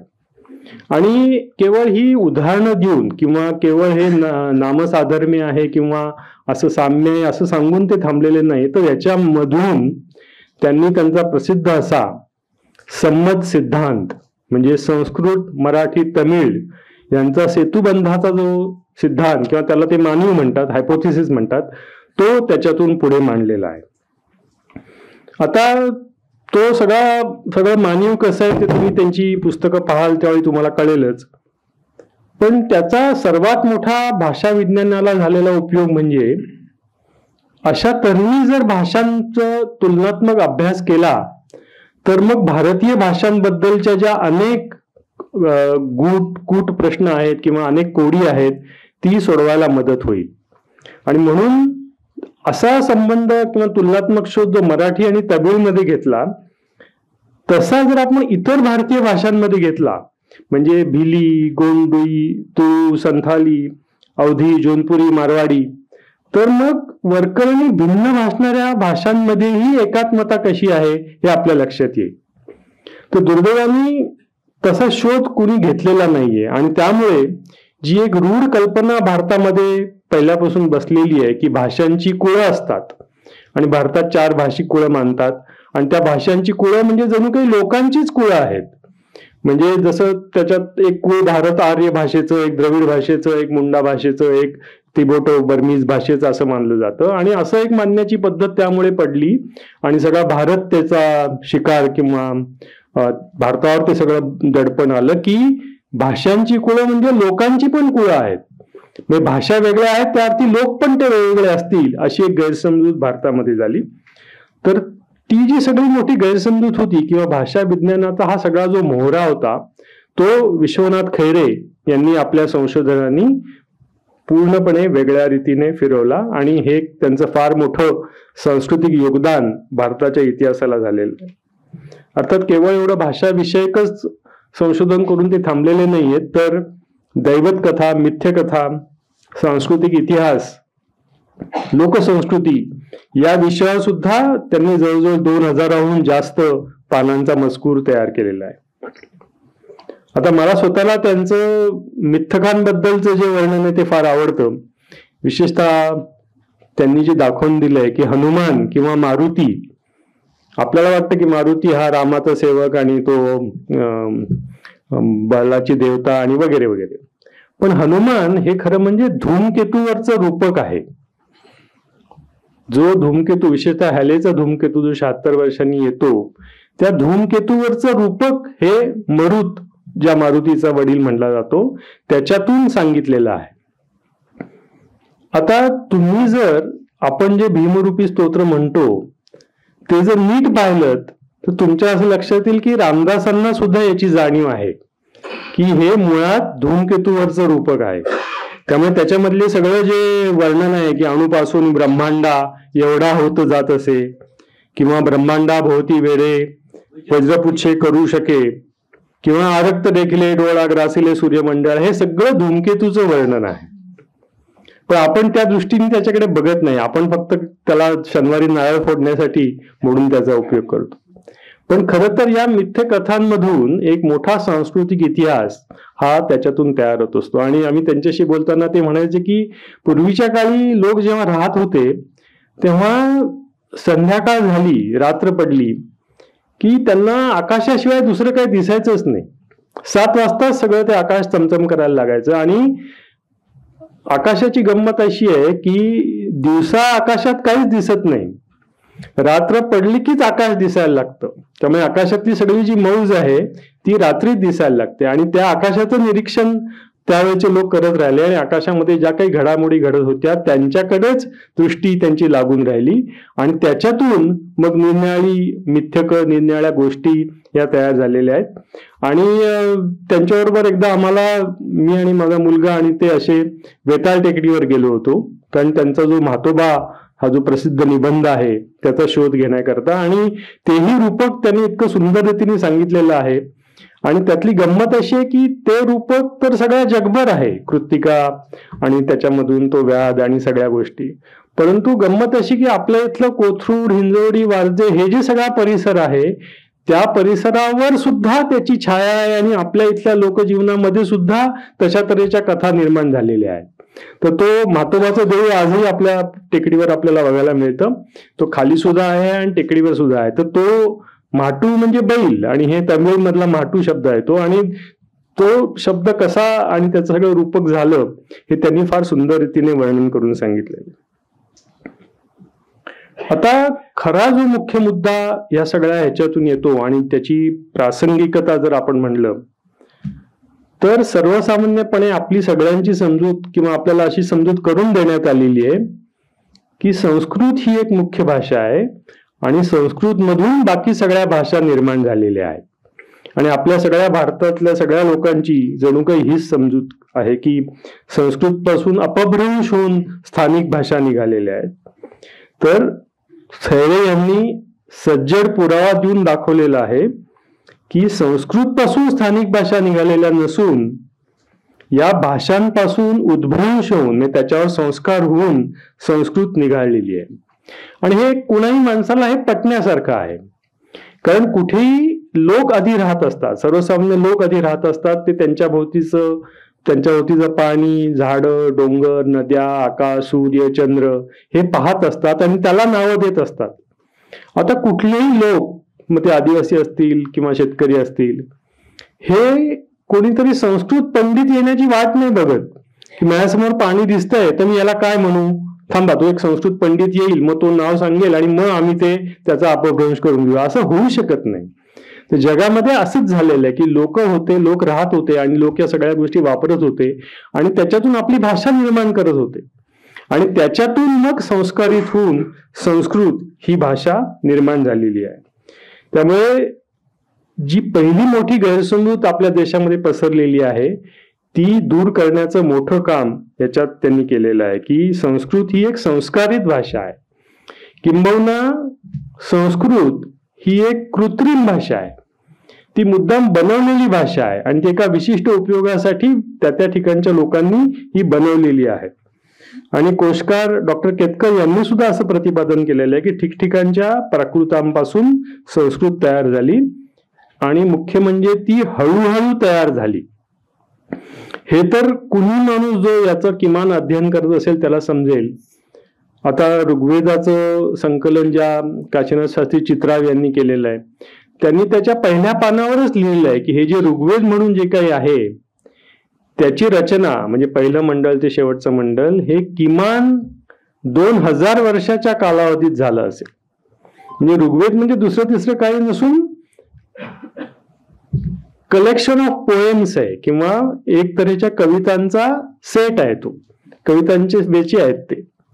तर ते वेचे जनमानसामध्ये ज्या समजुती होत्या त्या घेऊन संस्कृत भाषेत लिहिलेले आहेत आणि हे काम अनेक वर्ष समाज करत होता आणि त्यातले ठराविक वेचेच फक्त आता ऋग्वेदामध्ये ग्रंथित आहेत.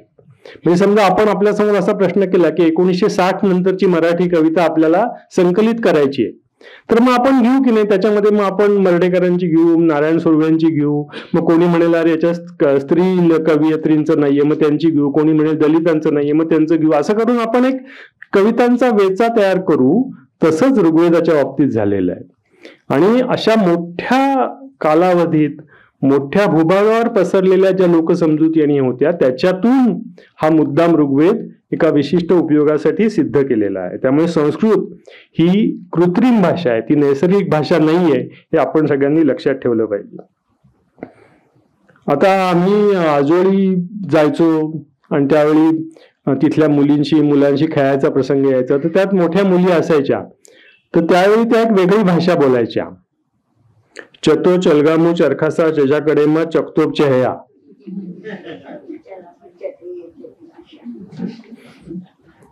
तर ज्या मुलींच्या वेण्या सुटलेल्या असायच्या, नाकात शेंबूड व्हायला असायचा, ज्यांना वर्गात 0 भोपळे मिळायचे, अशी मुलं सुद्धा कृत्रिम भाषा तयार करू शकतात. जशी ची भाषा आहे जी आपण सगळ्यांनी केलेली आहे, आपण तिचा आनंद पण घेतलेला आहे. आणि तुम्ही तर तुमच्या लहानपणी पाहिले असेल की त्या अस्खलितपणे 15-15 मिनिटं त्या च्या भाषेत कोणीही बोलू शकायचं. तर सर्वसामान्य मुलं सुद्धा हे जे करू शकतात तर तसंच पंडितांनी केलेलं आहे. आणि तशीच ही कृत्रिम देवाशी बोलण्यासाठी म्हणून ही भाषा बनवलेली आहे. आणि तिचा पाया हा अर्थातच जे सगळं लोकभाषा बोलीभाषा होत्या त्याच्यामधून घेतलेला आहे. आणि ते कसं केलं याची अनेक उदाहरणं त्यांनी दिलेली आहेत. आता एक सैद्धांतिक किंवा लोकांच्या मनात येणारा प्रश्न नेहमी असा असतो की संस्कृत जर प्राकृत भाषांपासून निघाली असं मानलं तर मग संस्कृतचा संबंध जो पारशांच्या इराणी भाषेशी किंवा त्याही पलीकडे लॅटिन ग्रीक भाषांशी लागतो त्याचं स्पष्टीकरण कसं करायचं. तर त्याचं स्पष्टीकरण अजिबात अवघड नाही. मी तुम्हाला एक उदाहरण देतो. मी अफगाणिस्तानात गेलो होतो तेव्हा तिथे दरी भाषा बोलली जाते आणि त्या दरी भाषेत ज्याला आपण संस्कृत म्हणतो अशा तऱ्हेचे अनेक शब्द तिथे आहेत. आता तो समाज तर धर्माने मुस्लिम आहे आणि तो तर हजारा लोक तर ते अजूनच वंशाने सुद्धा वेगळे दिसतात. पण त्यांना जेव्हा असं विचारायचं असतं की तुमचं नाव काय त्यावेळी ते असं विचारतात, नॉमे शुमा ची अस्त, म्हणजे तुमचं नाव काय? नॉमे नाम, शुमा ची अस्त काय आहे? तर अस्त हा जो त्यातला क्रियापद आहे हे आपल्या सगळ्यांना माहिती आहे, आणि अस्तु तथास्तु म्हणून आपण ते सगळीकडे वापरत असतो. किंवा त्या भाषेमधले 1 ते 10 आकडे आहेत, दरी अफगाणिस्तानातल्या भाषेतले, ते याक, दू, से, 4, पंच, षष्ठ, हप्त, अष्ट, 9 आणि 10 असे आहेत. तर आता हे काय होतं असं? तर व्यापक भूभागावर पसरलेल्या लोकांचा सामायिक भाषिक वारसा असतो. त्यामुळे त्या त्या ठिकाणी जे लोक राहतात ते आपापल्या बोलीभाषेतून संस्कारित भाषा बनवत असतात, आणि हे सगळे लोक एका मोठ्या भूभागावर एकमेकांशी हजारो वर्षाच्या कालावधीत जोडलेले आहेत. ते कोणी आकाशातनं टपकलेले नाही आहेत, आणि त्यांचं हे आदान प्रदान कित्येक वर्ष हे अशा रीतीने चाललेलं असतं, आणि त्यामुळे त्या भाषांची एक जोड साखळी निर्माण होते. आता आपण आपल्याच देशात पाहिलं तर समजा आपण दक्षिणेकडून सुरुवात केली तर तमिळला कन्नड जवळची आहे, कन्नडला तेलुगू जवळची आहे, मग आपल्याकडे सीमावर्ती भाषातली आणखीन मराठीला यांनी सांगितलं तशी जवळची येते, मग कोकणी होते तयार, मग कोकणीतून मराठी किंवा मराठीतून अहिराणी, अहिराणीतून गुजराती, गुजरातीतून मारवाडी, मारवाडीतून सिंधी, असं जर कळत गेलं तर मग भाषांची जोड साखळी लक्षात येईल. आणि मग त्या सिंधीतून पख्तून, पख्तून मधून आणखीन पुढच्या भाषा. तर आता फक्त पख्तून आणि तमिळ हे 2 शेजारी शेजारी ठेवले तर असं वाटेल की या 2 भिन्न कुळातल्या भाषा आहेत. याचं कारण मधली सगळी जी जोड साखळी आहे ती आपण लक्षात घेत नाही आहोत.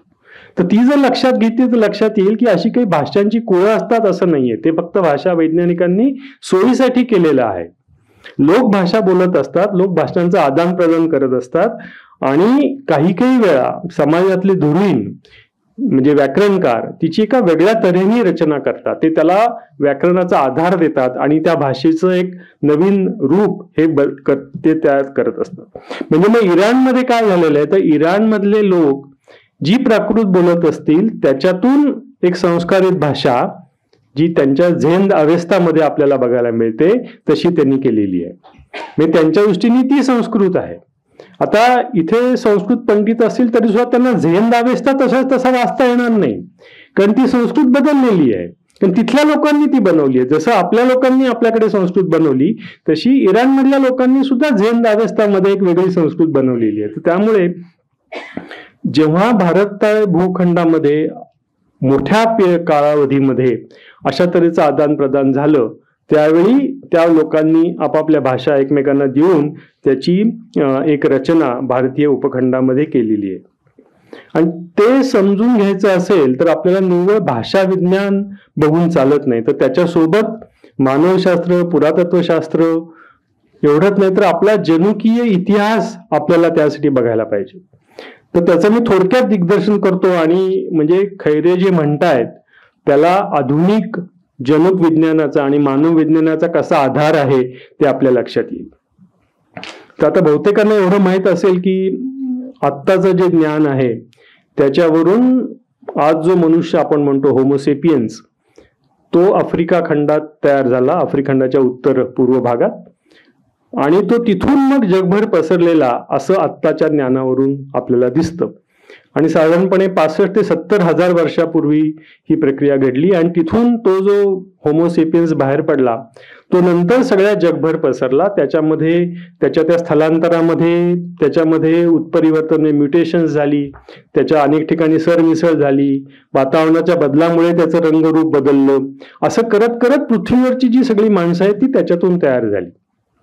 तर त्या होमोसेपियन्सचीच एक अगदी जुनी शाखा भारतामध्ये साधारणपणे 65 ते 70 हजार वर्षापूर्वी आली, आणि भारतातनच पुढे जाऊन अंदमान निकोबार वगैरे मधून मग ती ऑस्ट्रेलियामध्ये गेली, आणि ऑस्ट्रेलियातले ते जे आदिवासी राहिले ते मग बाकीच्या इतर कारणामुळे पूर्णपणे आयसोलेटेड किंवा विलग असे राहिले, आणि मग जसे आहेत तसेच ते नंतर राहिले. पण भारतात जी सुरुवातीची आफ्रिकन लोकांची जी लोक आले त्यांचे नंतर काळाच्या ओघात त्याच्यामध्ये 2 शाखा निर्माण झाल्या. त्यातली एक शाखा ही दक्षिणेकडे वळली, आणि त्याच्यामधून या ज्या दक्षिणी तेलुगू, गोंडी वगैरे भाषा आहेत ती तयार झाली.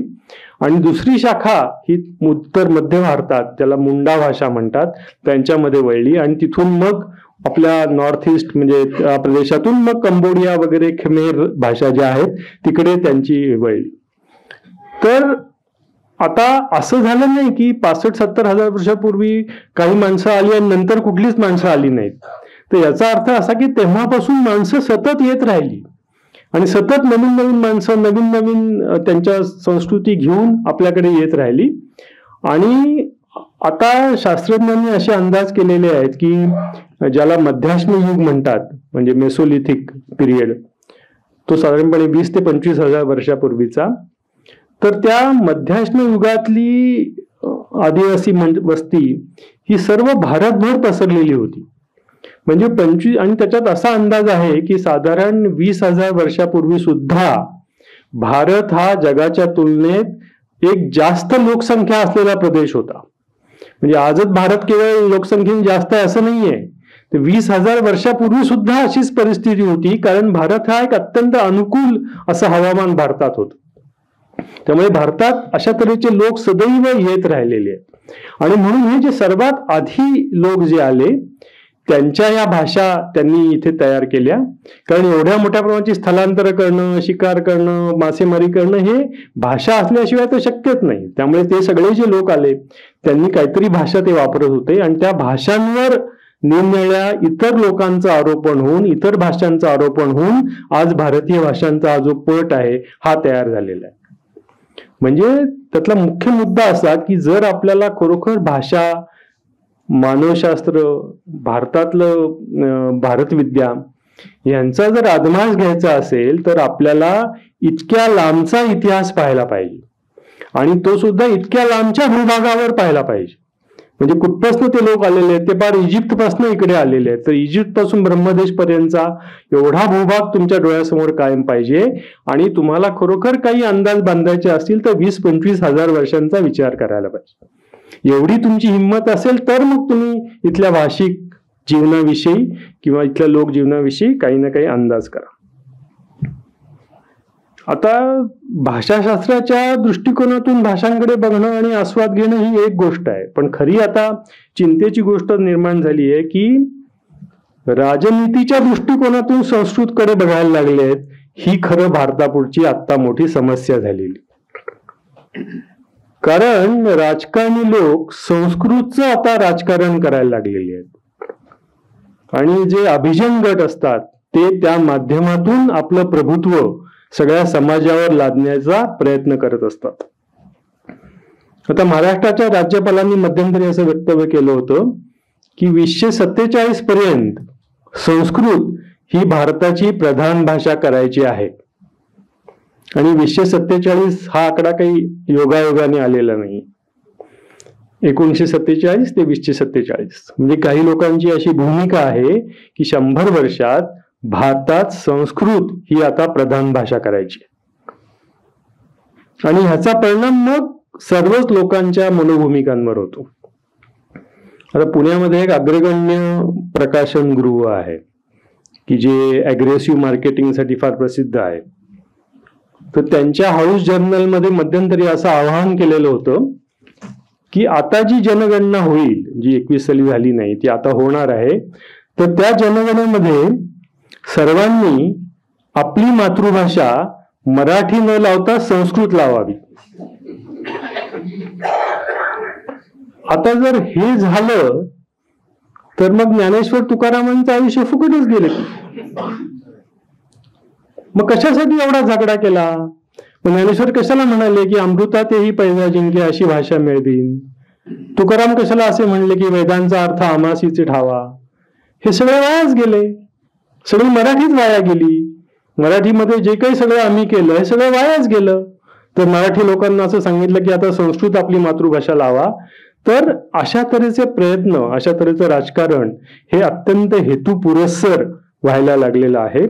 आणि त्याचा मुकाबला जर करायचा असेल तर विश्वनाथ खैऱ्यांनी जे म्हणून ठेवलेलं आहे तोच ऐवज आपल्याला उपयोगी पडू शकतो. आणि त्याच्यातून ही सुद्धा गोष्ट जी मी मगापासून सांगत होतो की अशा तऱ्हेचा विचार जो असतो हा कधीही राष्ट्र राज्याच्या सीमांमध्ये करून चालत नाही. म्हणजे हे आमचं राष्ट्र आहे, त्याच्या ह्या सीमा ठरलेल्या आहेत आणि ह्या आता राष्ट्रांमध्येच आम्ही सगळा हा विचार करणार आणि आमचं राष्ट्र कसं मोठं आहे असं करणार, हा विषय मानवशास्त्र, भाषा विज्ञान, सांस्कृतिक इतिहास याच्या बाबतीत अजिबात चालत नाही. कारण खैरे यांनीच म्हटलेलं आहे आणि त्यांनी जे मराठी भाषेचं मूळ ह्याच्यात म्हटलेलं आहे की या सगळ्याचं सार शेवटी काय काढायचं आहे, तर जो तमिळ शब्दप्रयोग त्यांनी उद्धृत केलेला आहे त्याचा अर्थ असा की आपण सगळे जे मानव आहोत यांचं एकच मूळ गाव आहे, अवघे मूळ गाव, आणि आपण सगळे सकळ सोयरे. तर ही जी कल्पना आहे ही राष्ट्रराज्य, राष्ट्रराज्याचा पोकळ अभिमान, त्याच्या पाठी होणारा अहंकार, त्याच्यातून निघणारा साम्राज्यवाद आणि दुसऱ्या राष्ट्राबद्दल ठेवणारी शत्रुबुद्धी, या सगळ्याच्या पार जाणारी ही गोष्ट आहे की माणूस म्हणून आपण सगळे एक आहोत आणि आपल्या भाषा या आपण निर्माण केलेल्या. त्यामुळे विश्वनाथ खैरे यांच्या विचाराचं योगदान असं की त्यांनी आपल्या सगळ्या ह्या वैचारिक प्रक्रियेचा मोहरा संस्कृत पासून लोकभाषांकडे, उत्तरेकडून दक्षिणेकडे, उच्च वर्गापासून बहुजन वर्गाकडे आणि मुख्य म्हणजे संकुचितपणापासून मोकळेपणाकडे नेलेला आहे. आणि हा अत्यंत पुरोगामी म्हणजे पुढे जाणारा असा विचार आहे.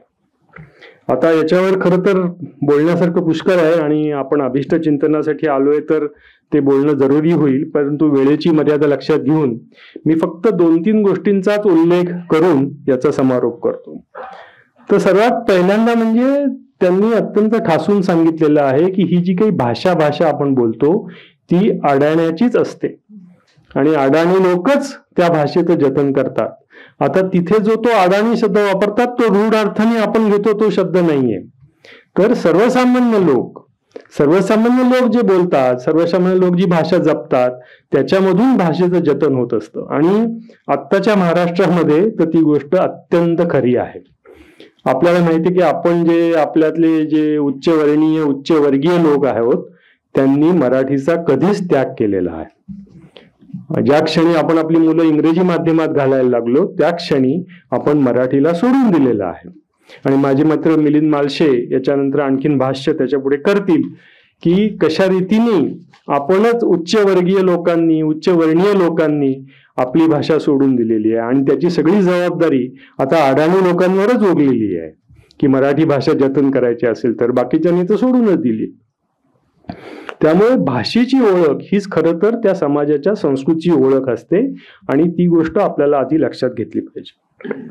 दुसरं असं यांनी सांगितलेलं आहे आणि मी त्या माझ्या लेखामध्ये त्याचं विस्तरित वर्णन केलेलं आहे की सगळी ही जी भाषेची जडणघडण आहे ही कृषी संस्कृतीमध्ये झालेली आहे आणि ते कृषी संस्कृती आणि भाषा हा जो संबंध आहे हा आपण कधीही विसरता कामा नये.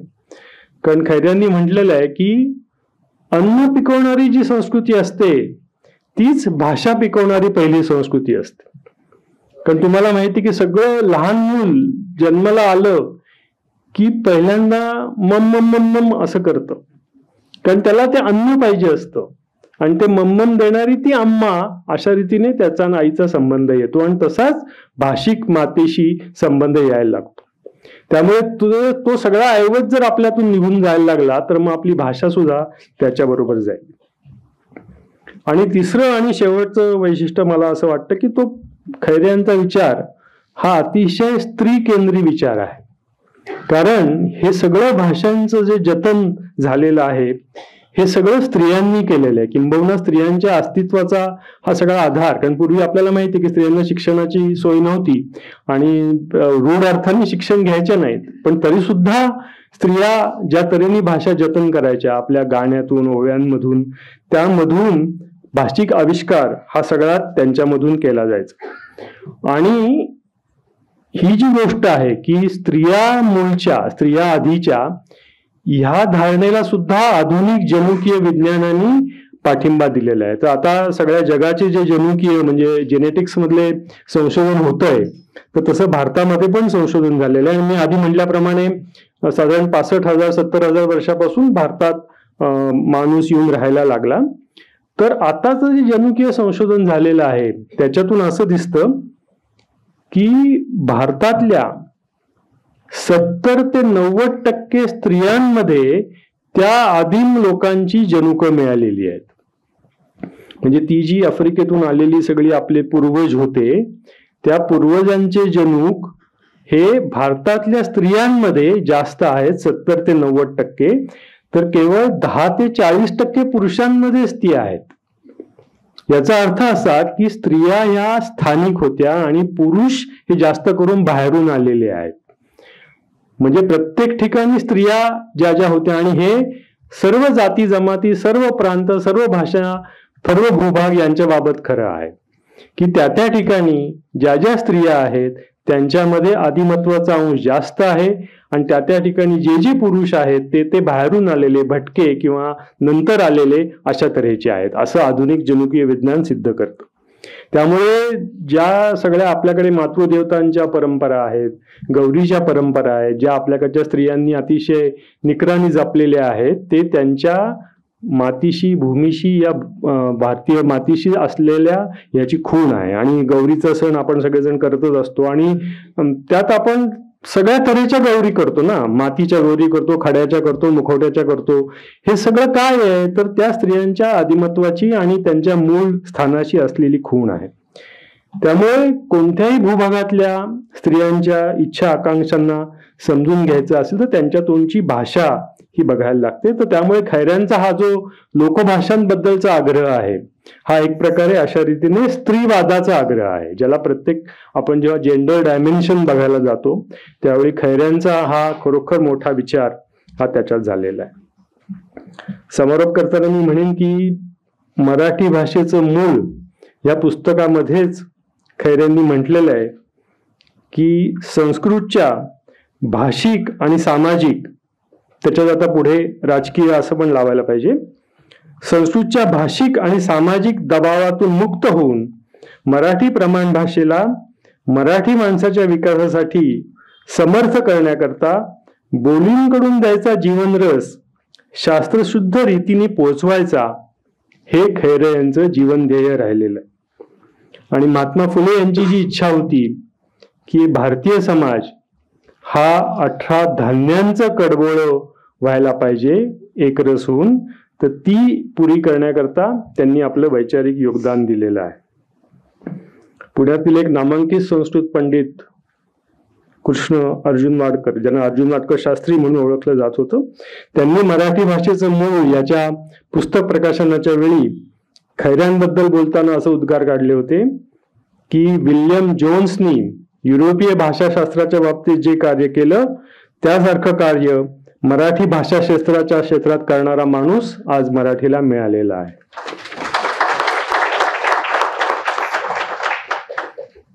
म्हणून खैऱ्यांचं हे काम आधुनिक भाषाशास्त्रज्ञासारखं तर आहेच, शिवाय एखाद्या प्राचीन ऋषीसारखं आहे. आपण प्राचीन ग्रंथांमध्ये ऋषींबद्दल ऐकलेलं असतं, वशिष्ठ, विश्वामित्र, भारद्वाज, अंगिरस. आपण त्यांना पाहण्याचा काही प्रश्नच नसतो, पण आपलं भाग्य थोर की आपण खैऱ्यांना पाहिलेलं आहे. ते आमच्यामध्ये आहेत, त्यांचे ग्रंथ आम्ही वाचू शकतो, त्यांचं प्रतिपादन ऐकून आमच्या बुद्धीच्या कक्षा फाकतात, त्यामुळे आमच्या जीवनाचं सार्थक झालेलं आहे. धन्यवाद.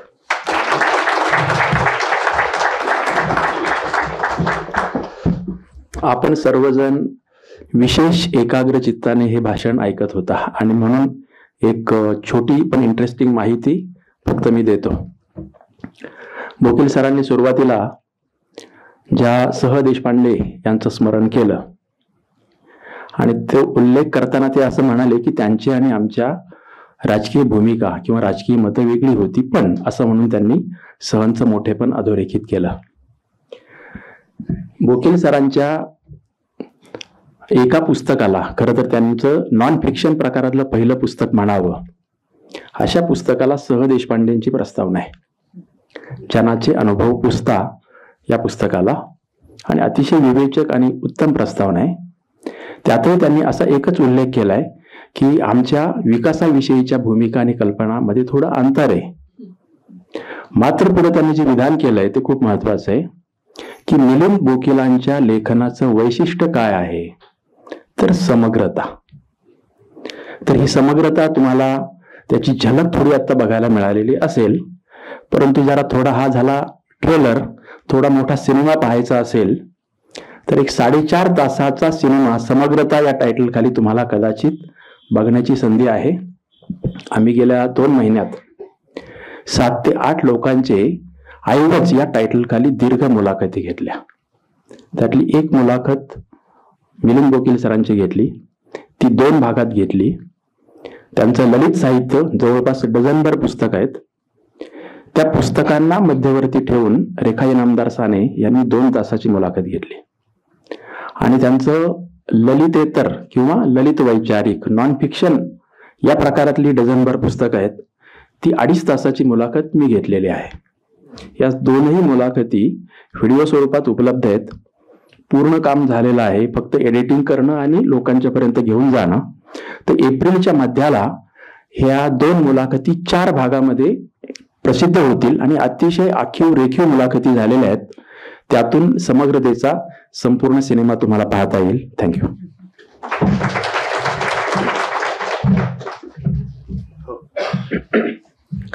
यानंतर खैरे सर आपल्याशी संवाद साधणार आहेत. मी त्यांना विनंती करतो.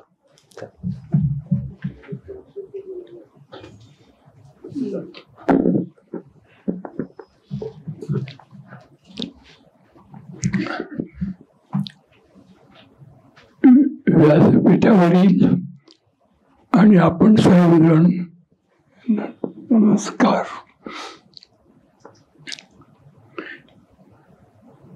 मी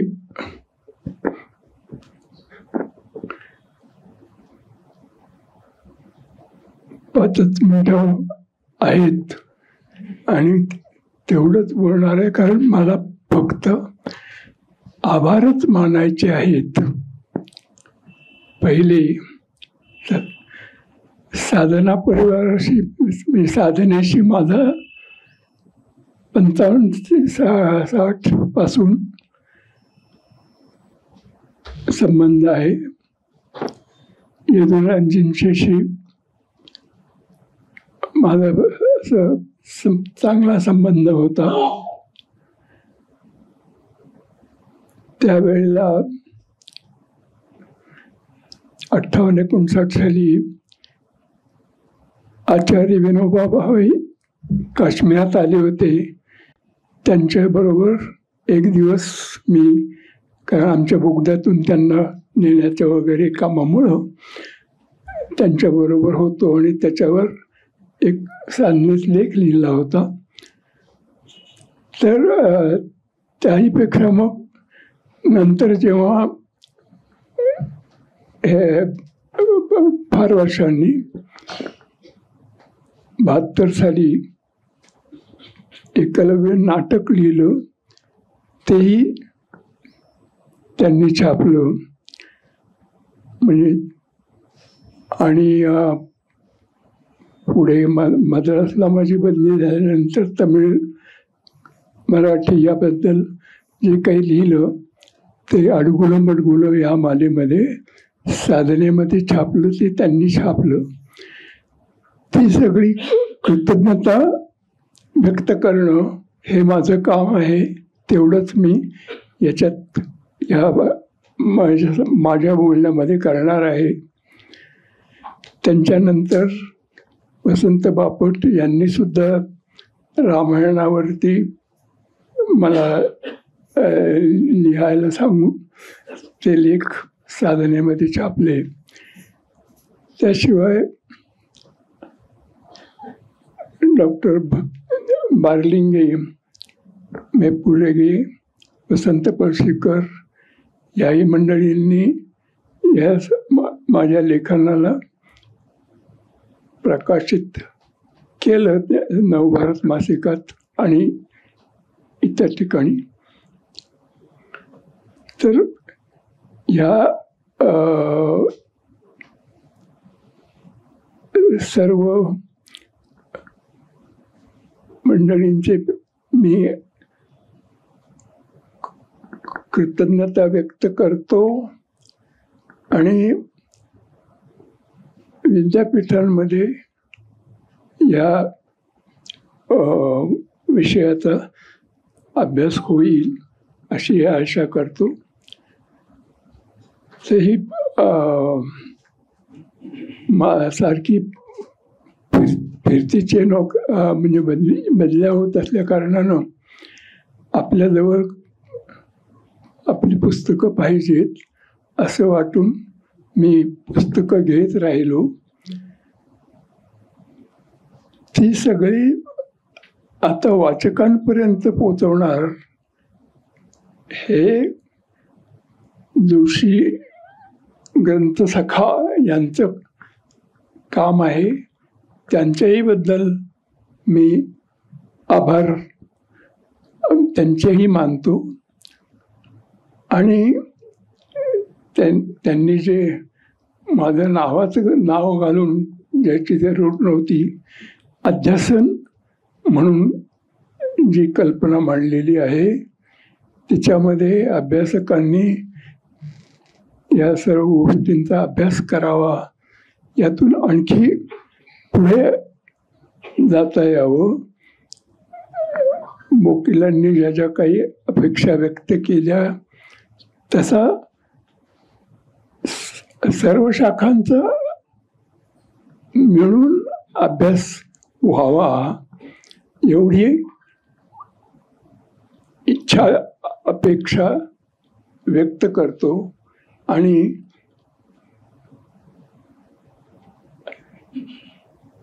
आपणा सर्वांना हेही सांगतो की मी काही म्हणजे माझी ह्या विषयात जे काही थोडाफार हा मी अभ्यास केला त्याची सुरुवात लोकमान्य टिळकांच्या वरती शाळेमध्ये व्याख्यान देण्याकरता म्हणून शिक्षकांनी मला ते टिळक चरित्र वाचायला दिलं, आपटे गुरुजींनी लिहिलेलं. त्याच्यातल्या एकंदर याच्यावरून हा असा एक विषय असतो असं वाटून त्यातून मी कुतूहलानं हा अभ्यास करत राहिलो. तर तज्ञच व्हायला पाहिजे म्हणजे विद्यापीठाचं शिक्षण घेऊन त्या विषयाचं, तरच आपल्याला काही करता येईल असं नसून आता त्यांनी सांगितलं त्याप्रमाणे भाषा ही लोकांची असते. आपणही आपल्यापैकी ज्यांना कोणाला याची आवड वाटावी आणि त्यांनी पुढे न्यावं संशोधन, समाजाला एकत्र आणणारं, फूट न पाडणारं अशा गोष्टी त्यातून होत राहाव्यात एवढीच हे अपेक्षा व्यक्त करून मी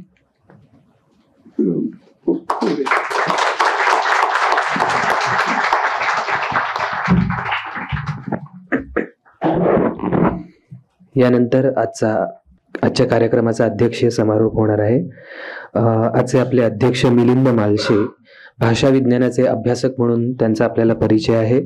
IIT मुंबई आणि मुंबई विद्यापीठ इथे ते प्राध्यापक म्हणून कार्यरत होते. आधुनिक भाषा विज्ञान, सिद्धांत आणि उपयोजन, प्रयोग कलांसाठी संशोधन पद्धती, एस्थेटिक्स ऑफ लिटररी क्लासिफिकेशन ही काही त्यांची महत्वाची पुस्तकं आहेत. सौंदर्यशास्त्र, सौंदर्य समीक्षा हा त्यांच्या अभ्यासाचा विषय आहे. त्यांच्या व्यक्तिमत्वाचा आणखी एक पैलू म्हणजे हिंदुस्थानी शास्त्रीय संगीतातील जयपूर घराण्याचे ते गायक आणि गुरु आहेत. मी त्यांना विनंती करतो की त्यांनी आजच्या कार्यक्रमाचा अध्यक्षीय समारोप करावा. मित्रांनो,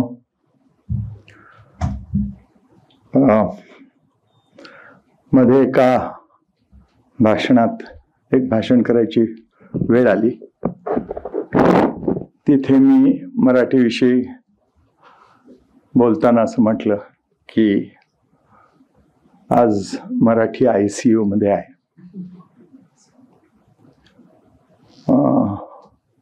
याचं कारण असं आहे, एक नाही अनेक कारण आहेत.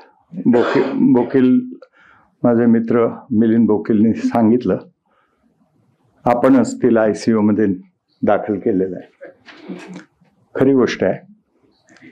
आणि अजून सुद्धा ICU हा शब्द स्वीकारण्याच्या ऐवजी ICU ला मराठीत काय म्हणता येईल याच्यावर चर्चा आपण करतो आहोत. इतका नतद्रष्टपणा कुठल्या भाषिक समाजाने करू नये. स्प्रिंग साठी काय मराठी शब्द असू शकेल? स्प्रिंग हा मराठी शब्द आहे. स्वीकारा. आणि ह्या दृष्टीने मी खैरे सरांचं ची पुस्तकं वाचलेली आहेत. सांस्कृतिक इतिहास, बोलीभाषा, द्रविडी भाषा, मराठी आणि संस्कृत या सगळ्यांचा उपयोग करून त्यांनी एक सैद्धांतिक त्याविषयी बोलणार नाहीये, कारण ते आता उपलब्ध नव्या पिढीला जर करून देत असतील. आणि मला या दोन संस्थांचं अभिनंदन करायचं आहे, साधना परिवार आणि श्याम जोशी ग्रंथसखा. हे ग्रंथांचं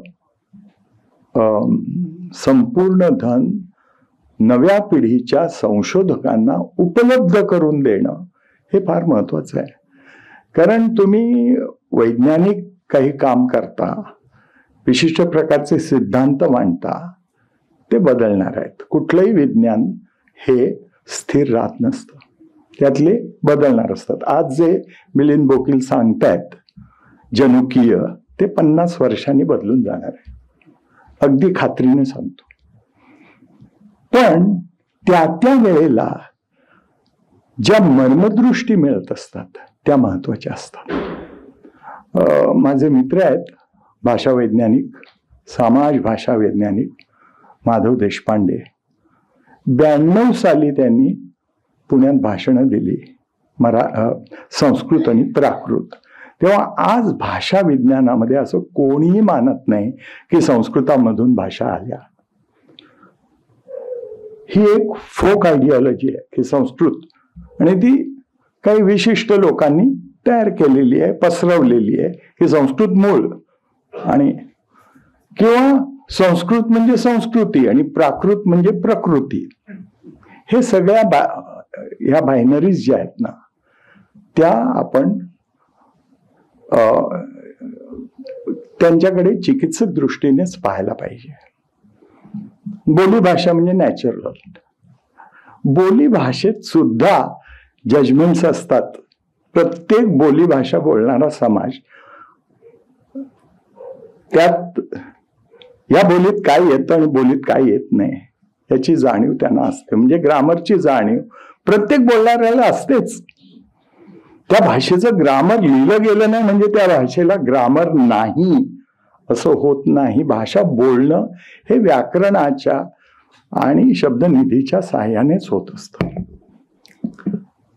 त्यातला मराठी भाषेचं जे काही क्लासिफिकेशन ते त्या वेळेचं क्लासिफिकेशन होतं.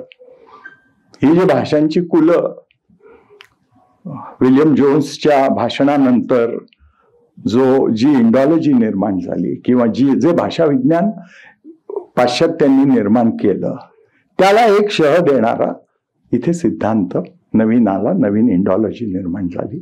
सांस्कृतिक आणि भाषिक फार महत्वाचं होतं की द्रविडी भाषांकडे, विशेषतः तमिळकडे लक्ष वेधणं. मराठी भाषेवर त्याचा परिणाम झालेला. जसं या दोन्ही टेंडन्सीज आहेत आणि त्या अनेक भाषा वैज्ञानिकांनी मांडलेल्या आहेत, पण तो विचार तितका पाहिजे तितका पुरेसा पसरला नाहीये की संस्कृत आणि प्राकृत एकाच वेळी अस्तित्वात होत्या. विशिष्ट कारणासाठी त्या विशिष्ट संदर्भात वापरल्या जात होत्या. मिलिंद बोकील म्हणाल ते अगदी बरोबर आहे. विशिष्ट संदर्भात वापरली जाणारी ती एक संस्कृत, पण तिला त्याच्या बरोबर काय यायला लागलं की श्रेष्ठ कनिष्ठत्वाच्या कल्पना त्याच्याशी जोडल्या गेल्या. सामाजिक श्रेष्ठत्व, सामाजिक कनिष्ठत्व या जोडल्या गेल्याबरोबर मग पाणिनीने जो ग्रंथ लिहिलेला आहे संस्कृत भाषेचा, त्याच्यावरून अगदी स्पष्ट आहे की पाणिनीची स्वतःची मातृभाषा संस्कृत नव्हती.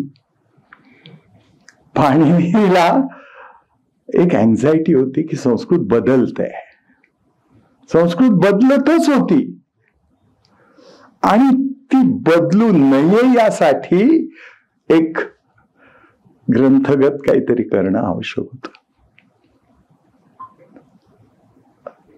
ही जी संस्कृत, कारण संस्कृत जर बदललं तर त्याचं जे मंत्र म्हणून त्याची जी व्हॅल्यू आहे ती गेलीच की. संस्कृत बदलली की गेलं, ते चांगलं आहे, हा एक आहे.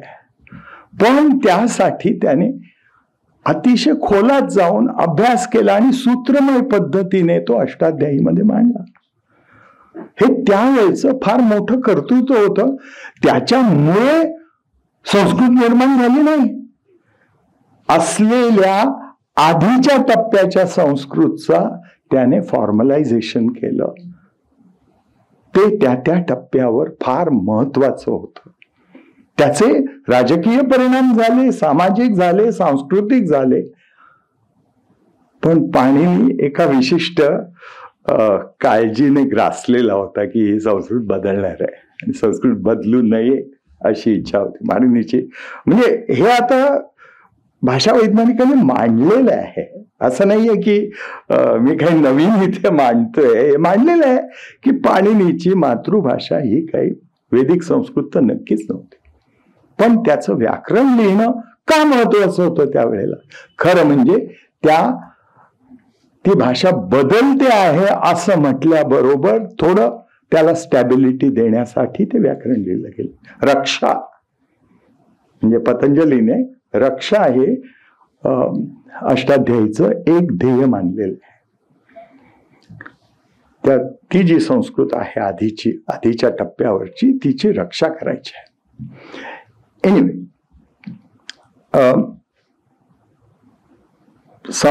अध्यक्षीय समारोपाचं भाषण कसं करतात हे मला माहित नाही, पण मला खैरे यांच्या लेखनाविषयी, खैरे सरांच्या लेखनाविषयी माझी त्यांची भेट नव्हती आधी. त्यांचं लेखन मी वाचलेलं आहे, प्रभावित झालेलो आहे आणि ते नव्या विद्येच्या, त्यातून जी काही न्यू इंडॉलॉजी निर्माण झाली, नवीन भारत विद्या निर्माण झाली, त्याचाही अभ्यास होणं अतिशय आवश्यक आहे. कारण तो एक सिद्धांत आहे, तो एक हायपोथेसिस आहे. नवीन भारत विद्या हे असंच आहे असं कुठलाही हिस्टोरियन मानणार नाही. नवीन पिढीने, आता मी अंदमानचा उल्लेख मिलिंद बोकिलांनी केला. मी आत्ताच परवा अंदमानहून परत आलो आणि अंदमानच्या त्या कोठडीमध्ये सावरकर, जिथे सावरकरांना ठेवलं होतं, त्याची हिस्ट्री सांगताना अंदमान या शब्दाचं मूळ हनुमान असं सांगण्यात आलं. फोक इटिमॉलॉजी आहे आणि फोक यांनी हनुमानाचा आणखीनच वेगळा अर्थ काहीतरी सांगितलं मिलिंद बोकिलांनी. तेव्हा फोक इटिमॉलॉजी आणि शास्त्रीय इटिमॉलॉजी यात फरक करायला पाहिजे. फोक इटिमॉलॉजी महत्वाची असते कारण लोक त्या पद्धतीने तिथे पाहत असतात. आणि माधव देशपांडेंचा मी उल्लेख केला, संस्कृत आणि प्राकृत या भाषातले संबंध अतिशय सूक्ष्मतेने त्यांनी पाहिलेले आहेत. आणि संस्कृत आधी आणि मग अपभ्रंश होऊन प्राकृत वगैरे असलं काहीही आजचे भाषा वैज्ञानिक मानत नाहीत. तेव्हा Sanskritisation of Prakrit and Prakritisation of Sanskrit या दोन्हींचा अभ्यास होतोय. असं नाहीये की संस्कृतातून प्राकृत आली, असं काहीच नाहीये, कोणी मानत नाही. आणखी एका गोष्टीकडे लक्ष वेधायचं की विशिष्ट तऱ्हेची उच्च संस्कृती, निम्न संस्कृती, मध्यम संस्कृती असे तट पाडले गेलेले आहेत. आणि त्याच्यातून आपला एक सिद्धांत, भारताचा इतिहासाकडे बघण्याचा दृष्टिकोन काय होतं भारतीय परंपरांमध्ये, तर तो अधोगती हे तत्व वापरलेलं आहे त्या इतिहासात. सर्वश्रेष्ठ काही असेल तर ते सगळ्यात प्राचीन हे सगळ्यात सर्वश्रेष्ठ. आणि आता पुढे जे आपण, ते देवांचंच होतं सगळं.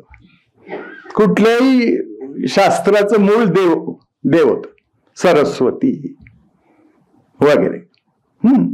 संस्कृत भाषेचं मूळ तिथेच आहे वगैरे. तर तिथून होणार ती काय अधोगतीच होणार आहे. कारण आता तर देव कुठे दिसत नाहीत आपल्याला. तर ही अधोगतीवर आधारलेली इतिहासाची संकल्पना भारतीय संस्कृतीने अनेक ठिकाणी वापरली, वाईट पद्धतीने वापरली. कॉन्ट्रास्ट म्हणून पाहिलं तर विज्ञान, इव्होल्युशन हे आपण प्रगती करतोय त्याच्यावर सुद्धा टीका झाली. चिकित्सक राहणं हे महत्वाचं आहे कुठल्याही बाबतीत. आणि आज या दोन संस्थांनी हे जे आजचा प्रसंग घडवून आणलाय तो अतिशय महत्वाचा आहे.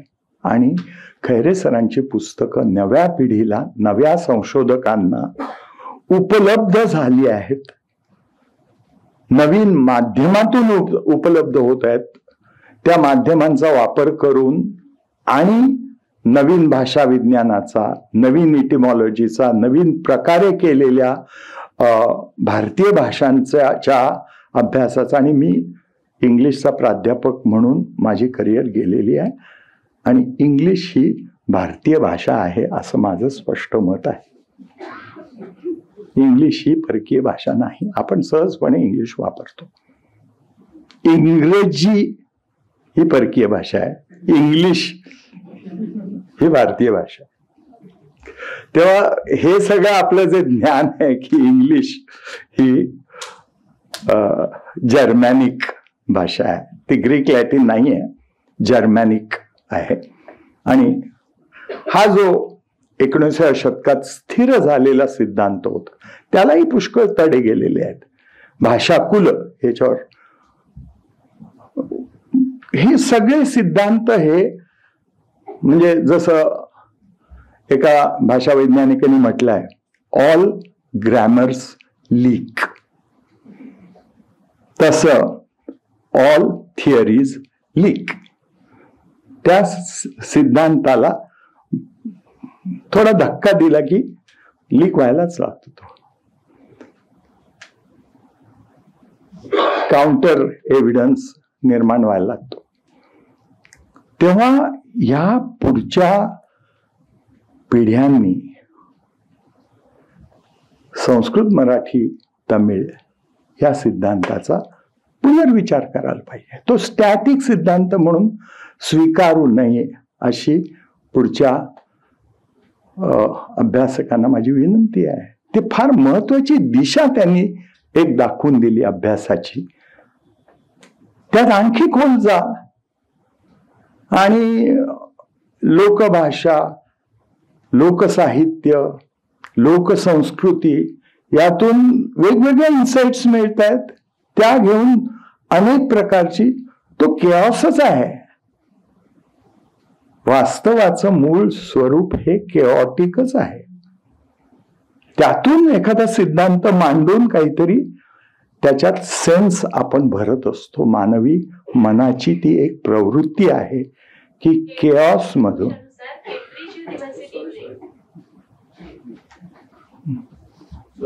प्रत्यय आला आपल्याला केऑसचा. वास्तव हे केऑटिक आहे. त्यातून त्या केऑस मधून, पूर्ण गोंधळातून, पूर्ण अंधारातून काही कवडसे सैद्धांतिक काही मर्मदृष्टी मिळते. त्या मर्मदृष्टीचा अधिक खोलात जाऊन विचार करावा पुढच्या पिढीने आणखी केऑस निर्माण करू नये किंवा तो केऑस मध्ये विरघळून जावं, काही करावं त्यांना पाहिजे ते. आपण कोण सांगणार पुढच्या पिढीला त्यांनी काय करावं, पण ते उपलब्ध करून देणं, नव्या माध्यमात उपलब्ध करून देणं महत्वाचं असतं. आणि खैरे सरांचं जे काही योगदान मराठी भाषेच्या सांस्कृतिक अभ्यासाच्या क्षेत्रांना मिळालेलं आहे अतिशय महत्वाचं आहे. त्याचा पुढे अभ्यास करून त्याची इंटरप्रिटेशन्स व्हायला पाहिजेत असं माझं मत आहे. आणि इथे मी त्या कार्यक्रम पत्रिकेनुसार मला काहीतरी किती 20 मिनिटं ती कोणी कार्यक्रम पत्रिका तयार केली मला माहित नाही, पण ती खरं 5 मिनिटाची असायला पाहिजे होती. आणि मी इथे थांबतो आणि त्यांचं अभिष्ट चिंतन करतो खैरे सरांचं. आणि आपणा सर्वांचे अतिशय छान ऑडियन्स आहे, श्रोतृ वर्ग खूप छान आहे. मराठी शब्द शोधावे लागतात. पूर्ण भरलेलं असं हे सभागृह आहे. मी हॉल म्हणणार होतो. धन्यवाद.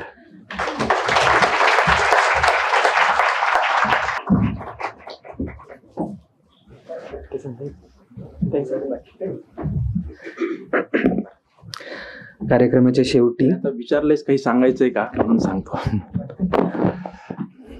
एकूणच भाषा, संस्कृती याबद्दल जे काही सगळं चिंतन मंथन झालंय त्यातून आपल्या मनामध्ये बरेचसे विचाराचे छोटे छोटे पिल्लू दौडत असतील याची मला पूर्ण खात्री आहे. आता मालशे सरांनी जो उल्लेख केला तेव्हा मी पण चमकलो की इंग्लिश आणि इंग्रजी या 2 भाषांच्या बद्दल. तेव्हा मला आठवण झाली विल ड्युरांटचं द केस फॉर इंडिया नावाचं जे पुस्तक आहे त्यामध्ये ब्रिटिश माणूस आणि इंग्लिश माणूस असे 2 फरक केलेत. आणि शरद जोशींची जी भारत आणि इंडिया ही जी काही टर्मिनॉलॉजी आहे तीच ब्रिटिश आणि इंग्लिशसाठी आहे. त्यामुळे ते मला माहीत होतं.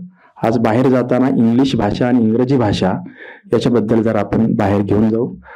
अध्यक्षांना धन्यवाद.